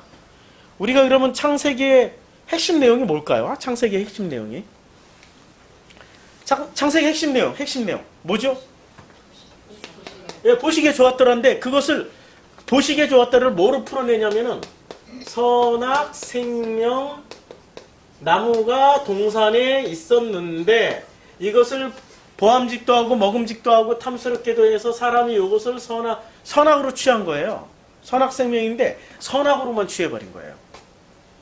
이거는 아틀란타 복음학교를 들으세요. 그러면 설명이 잘 돼 있어요. 선악으로만 취해서 먹어버렸어요. 생명은 보암직도 먹음직도 탐스럽지도 않았어요. 선악이 보암직 먹음직 탐스럽게 지혜롭게 할 만큼 하나님처럼 되리라는 그 생각까지 다 가져가지고 선악으로 취해버렸어요. 선악으로 취했던 그 인간은 드디어 선악의 주체가 됐어요. 선악의 주체가 토부의 주체가 된 거죠. 선악의 선이 토부니까 이 토부의 주체가 됐어요. 근데 이 토부는 창세기 1장에서는 누가 주체로 썼어요? 하나님만이 주체로 썼어요. 하나님이 토부할 때는 항상 뭐만 나와요? 보시기에 좋았더라라는 그 보시기에 좋다, 좋았다, 좋다라는 이 토부만 나왔어요. 근데 사람이 이 토부를 쓰니까 어떻게 돼요? 심판 대상이 돼요.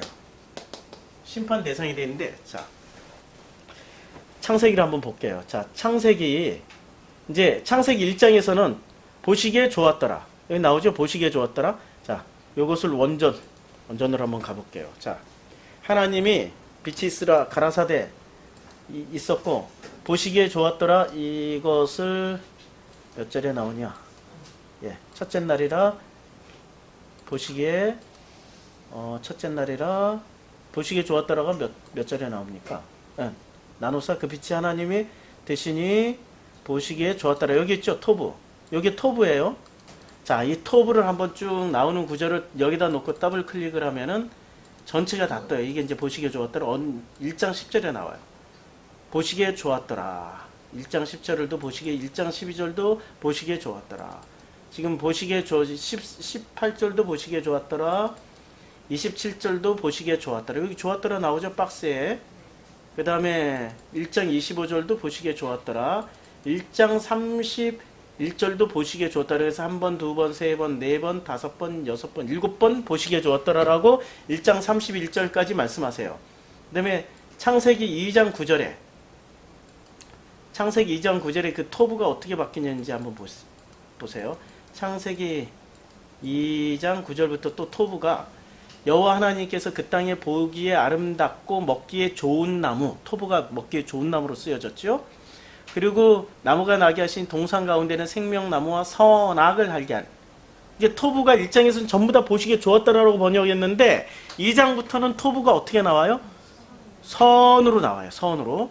자, 2장 12절에 보면은 정금으로 나와요. 순수하다라는 뜻이에요. 정금이 순수하다, 순결하다. 토부가 이때까지는 주체가 전부 누구세요? 하나님이시죠? 하나님이 쓰시니까 선이 돼요. 2장 18절도 그 좋다라고 말을 할 때 3장 5절에는 선악나무 할 때, 선악을 알게 할 때 이렇게 쓰여지죠. 3장 5, 그 보암직도 하고 무엇 탐직도 하고 할 때 이렇게 번역을 했어요. 토부를.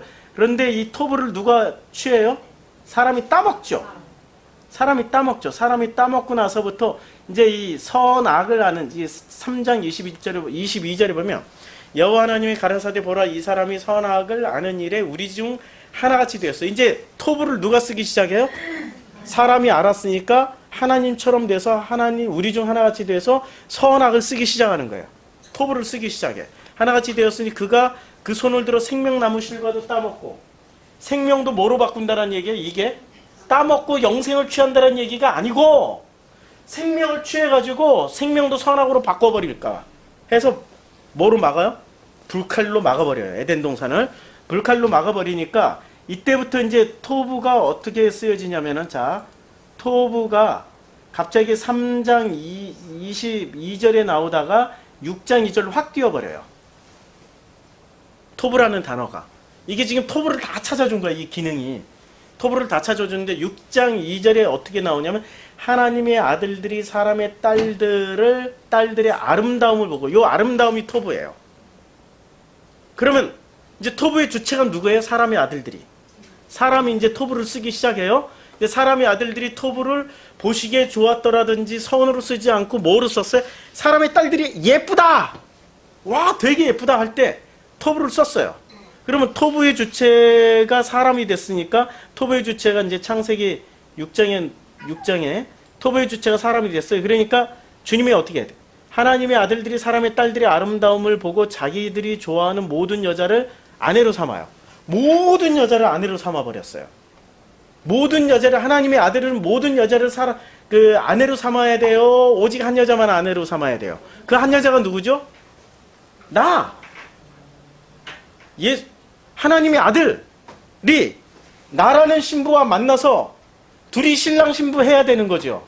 내 신랑은 하나여야 되는 거죠. 맞죠? 내 아내도 하나가 돼야 돼. 많아지면 뭐가 되는 거예요? 간음. 그것을 영적으로 풀어놓으면 우상숭배. 지금 그 얘기하는 거죠. 그러니까 사람이 토부를 쓰기 시작하면서 뭐가 시작돼요? 하나님과 하나가 되는 게 아니라 결혼이라는 거 하나 되란 말이에요. 자, 창세기 2장에서 둘이 연합하여서 창세기 2장에 보면 이렇게 돼. 이러므로 남자가 부모를 떠나 그의 아내와 합하여 둘이 한 몸이 되라고 그랬죠. 근데 창세기 6장에 가면은 둘이 한 몸이에요? 모든 여자를 아내로 삼아버려요. 둘이 한 몸이 아니라 그렇죠. 일단 모양새가 안 좋아. 모양새가 원하는 대로 지금 주님이 원하시는 대로 안 가고 있어요. 모양새가. 왜? 토부를 누가 쓰기 때문에? 사람이 쓰기 때문에. 그러니까 주님이 6장 3절에 뭐라고 말씀하세요? 여호와께서 이르시되 나의 영이 영원히 사람과 함께하지 아니하리니 이는 그들이 육신이 됨이라. 드디어 뭐가 됐어요? 육신. 원래는 우리는 하나님은 영이시니 그 영과 하나가 된 루아흐가 있으니까 그 하나가 된 우리였는데 비로소 우리가 뭐가 됐어요? 육신. 그러면 육신이 나쁘냐? 아니 나쁜 게 아니고 그렇게 표현한 거지 지금. 육신이라고 표현한 거죠. 그러면 그 육신은 뭐죠? 우리의 육신의 정체는? 흙. 땅이 된 거야. 이제부터는 창세기 6장 우리가 토부를 쓰기 시작할 때부터 땅 하면 전부 우리야. 이제부터는. 그래서 그 땅에 뭐가 가득 차야 돼요? 물이 차가지고 다 뒤죽박죽 섞어버려야 돼. 그 땅이 타락했기 때문에. 그 땅이. 자, 그러나 그들의 날은 몇 년이요? 120년이라 당시에는 네피림이 있었고. 자, 이제 여기서 보면 6장 5절에 보면 여호와께서 사람의 죄악의 가득함과 그의 마음으로 생각하는 모든 계획이 항상 악할 뿐임을 보시고 땅 위에 사람 지으셨으면 한탄하사 마음에 근심하시고. 그러니까 여기서는 분명히 죄악이 세상에 가득 찼고 땅 위에 사람을 지으셨던 걸 한탄했는데 도대체 죄가 뭐가 나와요? 창세기 6장 1절부터 4절까지 죄가 무슨 죄가 나오죠? 아니 하나님이 이렇게 한탄할 만한 죄가 있나? 죄악이 가득 찰 때인데 무슨 죄가 있나?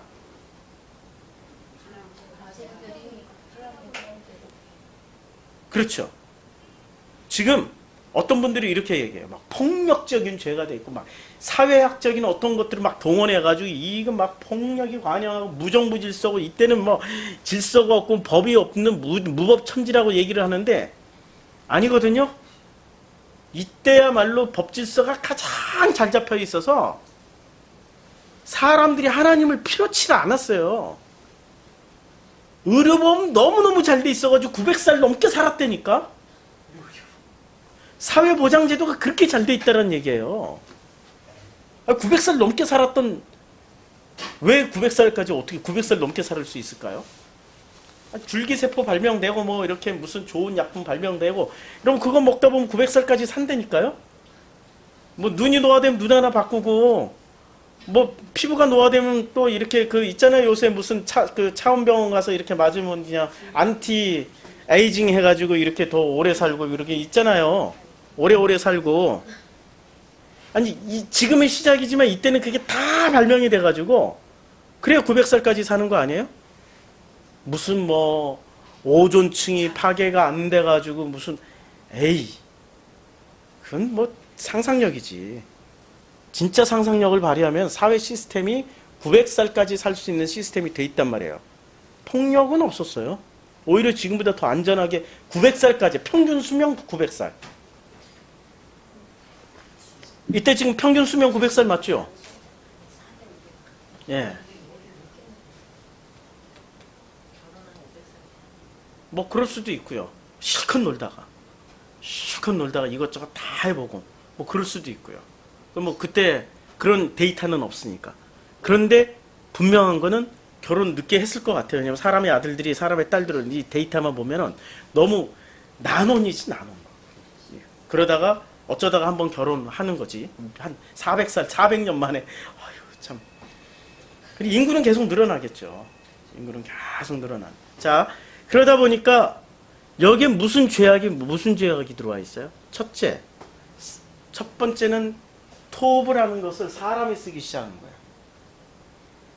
토브를 하나님이 썼던 토브를 창세기 1장, 2장에서 하나님이 썼던 토브를 누가 쓰기 시작했어요? 사람이 쓰기 시작한 거예요. 그러니까 창세기 3장에서 주님이 뭐라고 그랬어요? 이들이 이제는 선악을 아는 지식이 생겨서 우리 중 하나같이 되어 토브를 쓰기 시작한다라고 말씀하셨어요. 드디어 6장에 와서 토브를 쓰는데 그 토브를 어떻게 쓰냐 이거죠.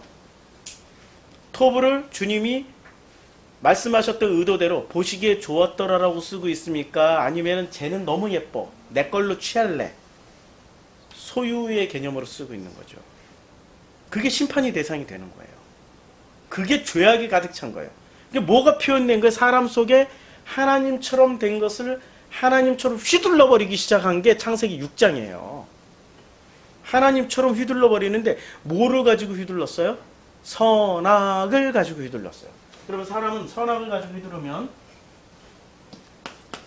선과 악이 있으면 자 사람은 선을 이 집단이 모였어요. 나 혼자 있으면 몰라. 나 혼자 벌레 숨어서 아무도 안 본다. 아무도 없다. 그러면 나는 뭐를 꺼내놓을까요? 평소에 못 해봤던 거 하고 싶죠. 아무도 안 봐. 절대 들통날 일도 없어. 평소에 못 해봤던 거. 애들은 이렇게 밤중에 몰라 눈 빨개질 때까지 컴퓨터 보면서 침 질질 흘리는 거 그런 거 하겠지. 우리 어른들은 뭐 하겠어요? 못 해봤던 거 뭐 이런 거 하겠죠.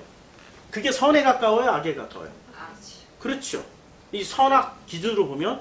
그런데 희한하게 두세 명만 모아놓으면 그거 안 한다니까. 이게 집단으로 민족과 국가가 형성되어 있으면 뭐만 꺼내놓자고 그래요 사람들이? 선만 꺼내놓자고 하지. 악 꺼내놓자고 하는 사람들은 어떻게 해요? 딱 이렇게 가둬놔. 그리고 여기에 그 간수들을 세워놔. 탈출 못하게 격리를 시켜버려. 악한 것들은. 그러니까 선한 것들만 가득 채우려고 그래요. 그게 인간의 인류사의 우리 인류의 그 본래의 모습이란 말이에요. 그러면 창세기 6장까지 왔어요. 이 집단이 돼서 어마어마하게 많은 사람들이 살아요. 그렇죠? 그러면 사람들이 그때쯤이면은 다 선악을 아는데 누구처럼 돼 있어요? 하나님처럼 돼 있죠.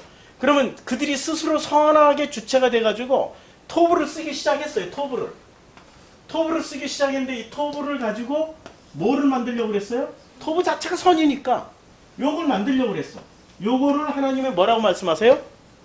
죄악이 세상에 가득함과 그의 마음으로 생각하는 모든 계획이 항상 악할 뿐임을 보시고 그걸 악하다고 한 거예요. 왜?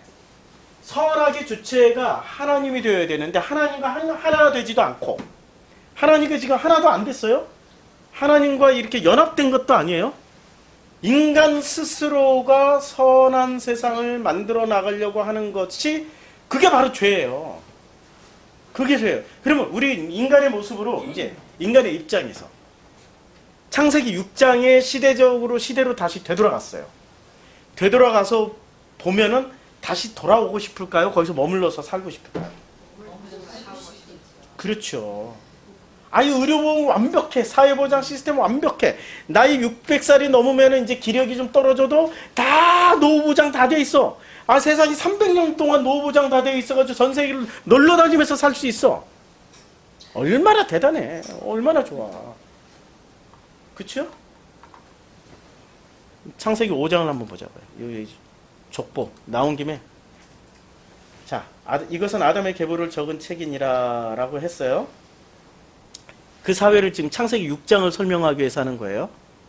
창세기 6장을 설명하는데, 자, 이제 드디어 아담이 셋을 낳은 후 800년을 지내면서 자녀들을 낳았어요. 몇 세에 낳았어요? 130에 예. 그러니까 400살, 500살에 뭐 결혼했다. 상상력이죠? 상상력이죠. 그러니까 성경을 읽으셔야죠. 자, 이제 중요한 거예요. 아담이 셋을 낳은 후 800년을 지내면서 자녀들을 낳았어요. 그러면 그는 930세를 살고 죽었어요. 930세. 아담은 900 몇 세를 살고 죽었어요? 30세. 그 다음에 몇 살에 낳았어요? 800년을 아담은 130세. 130세에 나왔어요. 자, 그 다음에 셋은 몇 살에 나왔을까요? 105세. 셋은 105세에 에노스를 낳고 807년을 살았어요. 12세. 와, 진짜 야, 이렇게 살 수 있는 시대 끝내준다. 912세. 예, 912세요? 예. 807년을 807년을 살았으니까 912세. 역시. 야, 평균 수명이 900살이에요, 좌우지간. 자, 그 다음에 에노스는 807년. 예. 계산을 얼른 해가지고 네. 얘기해 주세요. 그 다음에 90세 아담 셋 에노스. 예. 에노스는 905세 죽었어요. 90세 낳고 900 몇 살에 죽었어요? 5. 905세. 점점 줄네요. 예. 점점 줄죠? 자, 그 다음에 게나는 70세에 낳고 예. 840년 살았어요. 게나는 70세에 낳고 840. 840살에 돌아가셨어요. 자, 여기 특징이 뭐죠?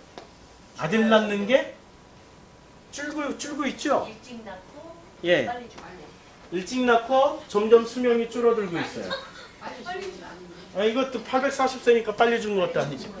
고려시대 때 사람이 아직도 살고 있어. 고려시대 때 태어났던 사람이. 아, 고려시대 때 넘었죠. 지금 조선왕조 500년에다가 고려시대 지금 300년에다가 고려시대 40년 더 살았으니까 통일신라 시대 때 사람들이 아직도 살고 있어. 상상이 대단하죠. 지금 통일신라 시대 때 사람들이 지금 통일신라에 태어났으면 지금도 살고 있는 거예요. 자, 그 다음에 이제 제가 구분하기 위해서 이 옆에다 또 쓸게요. 그 다음에 또 누구죠? 게난. 그 다음에 게난까지 했고 마할랄렐. 자, 마할랄렐은 자, 마할랄렐. 여기 마할랄렐까지는 여기 있어야 돼. 마할랄렐. 이름 어렵다. 몇 살에? 65세. 895. 895를 살았어요. 살았네. 예. 그렇죠. 자, 그 다음에 야렛. 늘어나네. 예, 야렛. 이제 야렛부터는 옆에다 써야 돼요. 자, 야렛. 160에 낳고 야렛은 몇 살에? 160에 160에 애를 낳았어요. 죽은 건 962. 160을 여기다 쓰고 962. 자, 그 다음에 또 모드셀라. 예, 야레 그 다음에 에녹, 에녹. 자, 에녹은 몇 살에 나요? 65세에 낳고, 빨리 죽었어요. 365. 아, 360 빨리 죽은 게 365세야. 자, 그 다음에 무드셀라는 187에 났어요. 무드셀라는 몇 살에? 187. 187세에 낳고 몇 살에 죽었어요? 82는 또 넘겨보세요. 예, 무드셀라는 되게 오래 살았어요. 969. 제일 오래 살아요. 예, 969. 자, 그 다음에 또 누구? 라멕. 아따. 182. 라멕은 몇 세에 아들을 낳았어요? 182요. 182세. 182세 낳고 그 다음에 예, 라멕은 노아니까 노아 595년 살고 777. 777. 그 다음에 노아는 노아는 595에 죽었어요. 몇 살에 아들 낳았어요? 아니다. 500이 500세. 500세 아들. 예, 500세에 아들을 낳았죠. 자, 죽은 것도 나와야죠. 이제 수수께끼 이때부터 자 이것을 생물학적인 아들을 낳았다라고 생각하시는 분들 손 들어보세요. 그럼 복음의 아들을 낳았다라고 생각하시는 분들. 그렇죠. 이거 프로시코마의 교회 맞네요. 예, 프로시코마의 이게 생물학적인 아들로 낳았다라고 생각하면은 여기서 나올 수 있는 게 뭐가 나올 수 있냐면 연대기가 나와요. 연대기. 그래가지고 지구 나이가 몇 살이다 이런 창조과학의 엉터리 같은 이론이 나와요. 성경은 뭐 그런 거 밝히려고 써놨나? 아니죠. 성경은 뭘 설명하려고 그래요? 나와 하나님과의 관계에 그거 지금 설명하려고 그러는 거란 말이에요. 자, 그러면 여기는 생물학적인 나이가 아니고 생물학적인 아들을 낳는 게 아니라 복음의 아들을 낳았다. 성경이 하속 아들이라고 그러잖아요. 복음의 아들. 그 대표적인 사람이 누구예요? 마리아. 마리아는 동정녀야. 근데 하나님의 씨앗이 들어왔어. 그대로 그냥 하나님의 씨앗이 들어왔어. 그때 그 씨앗이 이렇게 점점 자라가지고 아들로 태어났어. 근데 그 아들이 또 점점 자라서 십자가에서 죽고 부활했어. 대표적으로 그럼 마라의 전 이름은 뭐였어? 아니 마리아의 전 이름은 마라. 마라가 십자가가 들어왔더니 마리아가 됐어. 나무에 그 물에 마라의 쓴물에 이 나무를 집어던졌더니 마리아가 됐어. 그 마리아가 된 것이 동정녀라고 하는 거예요. 그럼 마리아 이야기는 누구 이야기? 내 이야기죠. 내 이야기. 성경은 전부 다 그렇게 낳고 하는 이야기예요. 그리고 씨앗이 예수님이 오셔서 이 씨 뿌리는 자의 비유를 통해 씨앗이 뿌려졌어 나한테. 그런데 누구는 마리아가 되는데 누구는 마라에서 마리아로 절대로 안 넘어가. 왜 못 넘어가죠? 돌짝밭 때문에, 가시 때문에. 가시는 뭐죠? 바울이 가지고 있었던 마지막까지 바울을 괴롭혔던 그놈이 뭐예요? 가시. 그러면 가시를 눈에 안 지내나 이런 거 정도로만 생각하는데 육체에 넣어준 가시이기 때문에 그렇게 생각을 하실지도 몰라요. 근데 우리 육체 안에 육체라는 이 안에 뭘 넣어주셨어요? 온갖 쓴뿌리 상처들 다 넣어주셨다니까요. 아까 시작할 때 제가 그 친구 얘기를 했지만은 제 얘기도 했지만은 이 상처 쓴뿌리가 결국에는 이렇게 이 복음이 자라는데 탁 그게 가시의 역할로 해서 못 자라게 만들어요. 그러니까 프로시코마이 잘 나와. 성경 공부도 잘해. 그러다가 정성필 목사가 설교 한번 이상하게 자기 마음에 안 드는 감방에 그러면 그 다음부터 소리 소문 없이 안 나와버려. 그게 한두 명이 아니라니까요. 나오시는 분보다 안 나오신 분이 훨씬 많아요. 그게 자기 가시에 어떤 게 탁 걸려요. 그걸 뚫고 일어날 수 있게 그 가시를 걷어내 주신 분이 성령님이신데 지가 그 가시를 품고 가시가 진짜 자기인 줄 알아요. 가시 건드렸지? 안 나와. 그리고 또 찾아다녀. 또 헤매. 그래가지고 막 다녀. 다니다 보니까 진짜 운운사자한테 잘못 물려가지고 그냥 가는 거죠. 공동체를 이렇게 보내주셨으면 같이 끝까지 함께 가야 되는 거죠. 좀 제가 하나님이 아니잖아요. 그치요? 왜 나한테 하나님의 것을 요구를 해?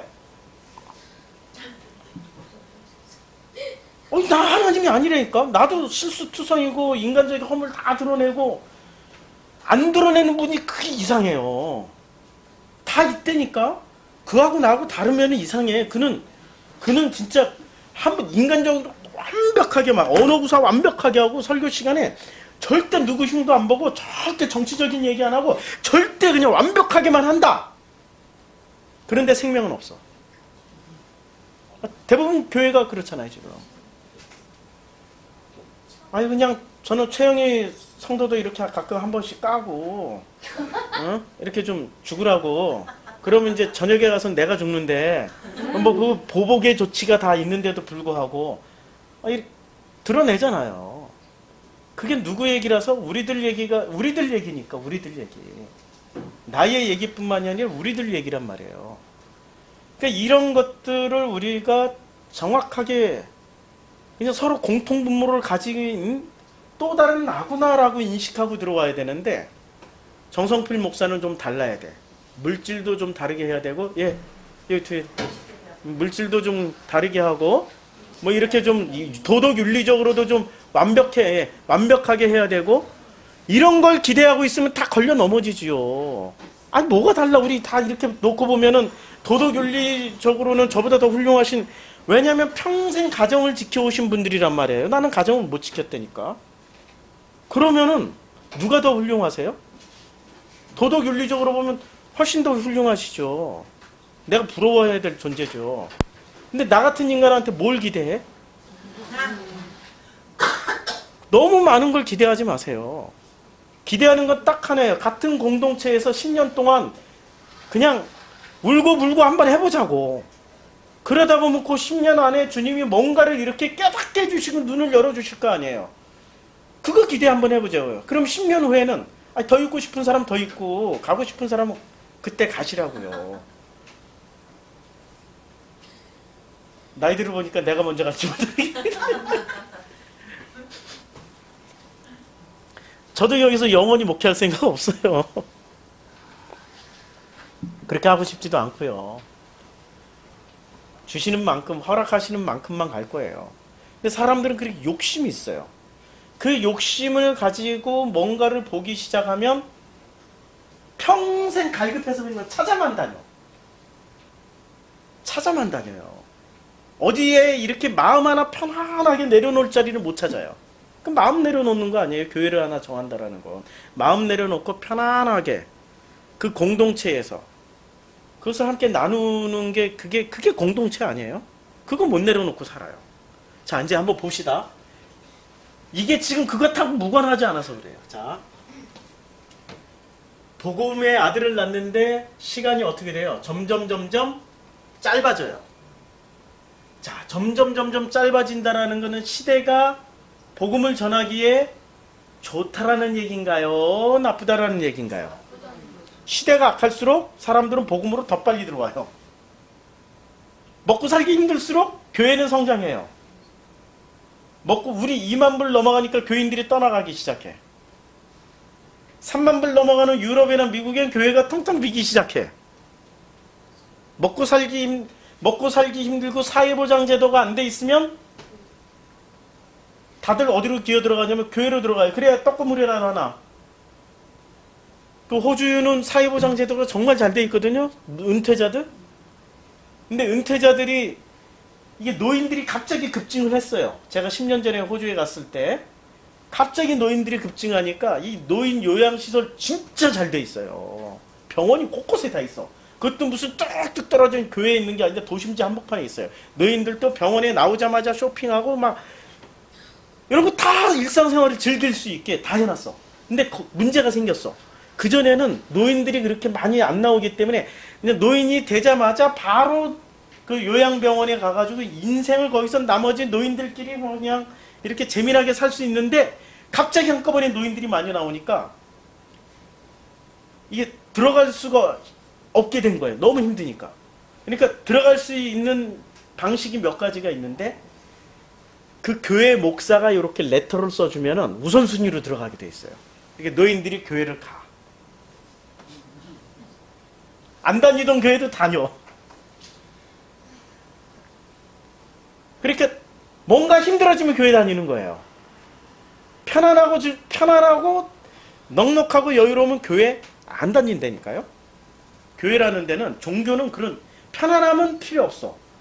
힘들 때 필요한 게 종교예요. 맞죠? 자, 점점 줄어든다는 것은 사회적 상황을 우리가 유추할 수 있죠. 사회적 상황은 어떤 상황이죠? 점점 줄어든다.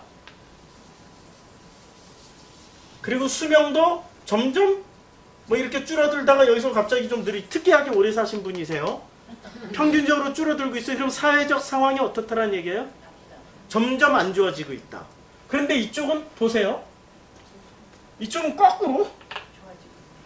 거꾸로 지금 이쪽은, 자, 반대 색깔을 칠해야 되니까 이쪽은 점점 복음을 받아들이는 속도가 어때? 늦어지고 있죠. 그러면 사회적으로는 어떻게 돼요? 노아쯤 가면은 500년 만에 겨우 아들 낳아. 아니 지금 이게 200년 안에 다 나왔거든요. 200년 안에. 노아에서 갑자기 500년 만에 아들을 낳아버려요. 그 아브라함은 잽이 안 되지 지금. 아브라함 100살 넘어서 낳은 아브라함은 잽이 안 되죠. 500살 넘어서 낳아버렸으니까. 근데 500살 넘어서 쌤 한 야벳을 낳았다고 그랬어요. 500살에. 그럼 새 쌍둥이를 낳았나? 아니죠. 무슨 얘기하는지 알죠? 500년 만에 겨우 복음의 아들을 낳았어요. 그러면 사회적 상황을, 우리가 시대적 상황을 읽을 수 있죠. 무지하게 어려운 거예요. 근데 이렇게 무지하게 또 편해지는 시간이 또 가는 거예요. 그러니까 반대야, 반대 지금. 이게 터닝 포인트가 누구죠? 요 터닝 포인트가 어디서부터 터닝 포인트가 됐냐면 마할랄렐과 야렛이 요 시대가 터닝 포인트가 됐는데, 요 터닝 포인트에 유일하게 65년 만에 딱 아들을 낳은 사람이 있어요. 지금 자 65년 만에 아들을 낳은 사람 몇 명? 마할랄렐은 한 67세 낳은 것 같은데, 한번 자우지가 비슷하게 낳았어요. 자, 이렇게 낳았다라는 것은, 자, 에녹 시대 때는 어땠다라는 거죠? 에녹 시대 때 160년, 187년 만에 65년 만에 나왔어요. 그리고 자기는 365년 만에 안 죽고 이렇게 하나님께 갔어요. 그러면 자기의 모든 전 인생을 통틀어가지고 뭘 하신 거예요, 이분은? 오직 그냥 하나님을 올인했어요. 그래서 에녹을 뭐라고 불러요? 유다서에선 선지자다. 에녹을 선지자다. 그럼 에녹 시대는 어떤 시대와 같았을까요? 에녹 시대는 모든 것이 흥왕하고 다 잘 되고 이제 부흥이 막 시작돼. 사회적으로 막 부흥이 일어나고, 국가가 일어나고, 산업이 일어나고, 사회, 정치, 경제 시스템이 막 좋아지고. 이스라엘로 치면 어떤 시대? 아합 왕 때. 아합 왕 때 얼마나 잘 살았는데요. 민주주의가 확실하니까 포도원을 하나 뺏고 싶어도 너 이리 내놔 이씨 하고 뺏지 못하고 고민하는 거야. 밤새 막 저 포도원 갖고 싶은데 고민을 하는 거야. 고민을. 민주주의가 얼마나 발달했으면. 그 민주주의가 발달 안 했을 때는 어떻게 해요? 너 내놔. 한마디 하면은 가서 그냥 이렇게 청와대를 불러가지고 내놔. 한마디 하면 다 내놔. 근데 청와대를 불러가지고 불러가지고 이렇게 말을 해도 안 먹힐 것 같으니까 혼자 고민하는 거 아니에요. 그러니까 이세벨이 작전을 피잖아요. 이세벨이 나봇을 왕따를 시켜버려가지고 스스로 내놓게 포기하게 만들어버리잖아요. 이세벨이. 그래서 나쁜 사람이지. 그러면 안 되는 건데. 그쵸? 왜냐면 포도원이라는 게 자기 땅이고 땅은 기업으로 받은 거고, 그 땅을 내놓는 순간 유대인이라는 증거가 사라지기 때문에 그 구원과 상관이 없어져요. 그러면 죽어도 안 내놓는 거지. 내놓으라고 얘기를 할 수가 없는 거죠. 자, 그 시절, 그러니까 막 부흥하고 일어나고 막 국가가 권력을 막 가지기 시작했던 그 시점이 요때인 거죠. 지금 에녹. 아방 때예요. 요때가. 시절로 보면 그럴 것이다. 그럴 것이다. 이럴 때 열심히 활동했던 선지자가 누가 있었어요? 엘리야 때 진실한 사람이 나타났습니까? 아니면은 히스기야 왕 때 진실한 사람이 나타났습니까? 예? 아하방 때 진실한 사람들이 나타나요. 아하방 때 목숨 걸고 복음 전하는 아하방 때 바알에게 절하지 않은 몇 명을 남겨놨어요? 예? 헷갈리죠? 저도 헷갈려서 지금 되게 막 기억이 뒤집박죠. 예. 아하방 때 절하지 않은 사람들을 딱 남겨놓고 엑기스 이렇게 해놓는다. 엑기스, 드디어 엑기스를 딱 뽑는 요 시점이 하나 생겨요. 이렇게 늘어나고 있는데, 그래서 에녹이 필요했던 거야. 이 전체를 설명하기 위해서 에녹이 요 사이에 딱 들어갔던 거예요. 그러면은 요 사이에 이렇게 에녹이 왜 필요했을까요? 사회는 점점 더 하나님과 상관없이 흘러갈 거기 때문에 에녹이 전해놓은 이 에녹이 다 풀어놓고 설명해놓은 그 복음을 가지고 끝까지 붙잡고 살 수 있는 사람들이 있기를 바라는 마음. 이해가 되죠? 지금 이해가 되죠? 어렵나요? 예. 그러니까 요걸 위해서 에녹을 지금 여기다가 딱 어떻게 보면 가운데쯤에 이렇게 딱 놔둔 거예요. 이 터닝 포인트에 가운데쯤에 놔두고, 그래서 이 에녹이 전해놓은 다 풀어놓고 설명하고 갔어. 그리고 마지막 증거까지 보여줬어. 그냥 자기는 안 죽고 이렇게 불마차 타고 올라가 버렸어. 그러면은 요것을 에녹의 이야기를 가지고 계속 무드셀라, 라멕, 노아까지 이어져 내려왔죠. 이게 무드셀라, 라멕, 노아는 끝까지 누구의 스토리를 가지고 있어요? 에녹이 전해준 그 복음을 가지고 끝까지 버티고 있었어요. 끝까지 그 복음을 가지고 있었는데, 그 노아가 500살 만에 드디어 3명 전도된 거야. 사회가 얼마나 먹기 살기 좋아요. 모두 보장 시스템이 다 돼 있어요. 그리고 6장으로 넘어가는 거야. 자, 이제 이 5장, 그래서 5장의 족보가 나오고 6장에, 그러니까 이 5장 족보를 이해를 해야 사람이 땅 위에 번성을 할 수밖에 없죠. 그쵸? 6장 1절에 드디어 왜 번성을 해요? 먹고 살기가 너무 좋다니까. 먹고 살기가 너무 좋아. 그러면은 노아 시대 때 무드셀라까지 살아 있었어요. 노아 때까지 무드셀라가 살아 있었어요. 안 죽고 다 살아 있어. 그냥 계속 시스템이 너무 좋아. 갈수록 시스템이 좋아지니까 969. 아유, 뒤집어도 똑같이 된다. 969. 그러네. 777. 아유, 너무 바람을. 오래오래 살게. 이런 시스템이 돼 있었다라는 거죠. 점점 좋아지니까. 점점 이렇게 오래 살 수 있는 시스템이 돼 있는 것을 딱 6장 1절에 이렇게 요약을 해줘요. 에? 성경이 갑자기. 사람이 땅 위에서 번성하기 시작할 때. 드디어 요쪽 라인에서 번성하기 시작한 거죠. 마구마구 불어나는 거예요. 시스템이 너무 잘 돼 있어. 근데 요쪽 라인에서는 번성이 잘 안 되는 거예요. 시스템이 좀 열악해요. 그래도 오래는 살았지만 좀 열악해요. 그러니까 막 그냥 점점 예수 믿는 교회 다니는 연령층이 점점 낮아지는 거지.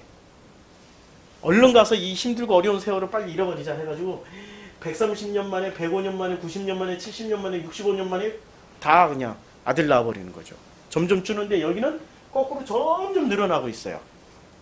근데 이 원인을 6장 2절에서 설명하고 있단 말이에요. 하나님의 아들들이 사람의 딸들의 아름다움을 보고 자기들이 좋아하는 모든 여자를 아내로 삼는지라. 이 장면이 지금, 요 장면이 어디에 해당될까요? 지금 창세기 6장의 장면, 창세기 6장 1절부터 4절까지의 장면이 바로 계시록 장면이에요.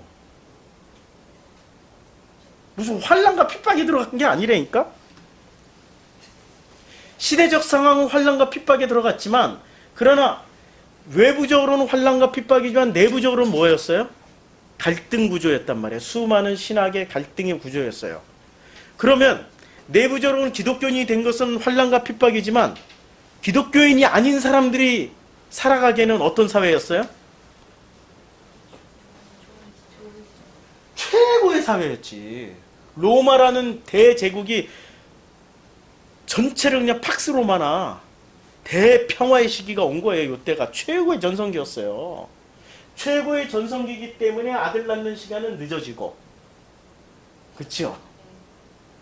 내부적으로 아들 낳는 시간은 늦어진다는, 내부적으로 수많은 갈등과 이런 게, 그러니까 요때가 지금 요때라니까. 계시록 딱 쓰여질 때 시대적 상황이 이해가 되시죠? 예. 여기까지 이제 여기서부터 드디어 요 안에 우리가 해결하기 힘든 무슨 네피림이 나오고, 여기는 무슨 천사가 나오고, 뭐 7 대접 들고 나오고, 황충이 나오고, 말같이 타고, 뭐 이런 것들이 나와. 이게 지금 다 그 얘기예요, 지금. 요 시대적 맥락에서 한번 이해를 해보시자고요. 그럼 이게 시대적 상황이죠. 성경이 설명한 시대적 상황인데 이 시대적 상황이 누구 얘기라고요 또? 나 얘기, 나 얘기. 이게 나야, 나. 나는 지금 어떤 시절을 살아가고 있어요? 이 시절을 살아가고 있나요? 이 시절을 살아가고 있나요? 여기를 살아가고 있지. 사회적으로는 내가 살아가는 환경은 좋아. 근데 나는 이렇게 복음으로 뭘 낳기가 너무너무 힘들어. 지금 그런 상황이잖아요. 이 상황으로 우리가 살아가고 있어요. 이것을 지금 감안하고 우리가 이제부터는 4장부터 20장까지 한번 쭉 읽어보세요. 4장부터 19장까지 쭉 읽어보시고 숙제하실 수 있죠. 일주일 동안. 이걸 쭉 읽어보시면은 무슨 얘기하는지 나무에 빠지지 말고 숲을 보고 한번 읽어보세요. 누구 얘기하는 건지. 이게 시대 이야기를 하는 건지 내 이야기를 하는 건지. 그러니까 창세기하고 계시록을 이렇게 딱 접으면 만나야 되는 거예요. 만나는 그 시점이 그게 이제 설명해 주는 게 요게 지금 방금 설명한 게 7교회 얘기한 거예요, 지금. 7교회 상황을 이렇게 설명을 해줬고 그 7교회가 일어날 일들이 이런 얘기 4장부터 19장까지 그리고 그 4장부터 19장까지의 모든 사건을 거친 사람들이 비로소 21장부터 바벨론에서 예루살렘으로 바뀌어요. 그리고 우리는 신부가 되고 새 예루살렘이 된다라고 결론을 내려주는 거죠. 이게 계시록이에요.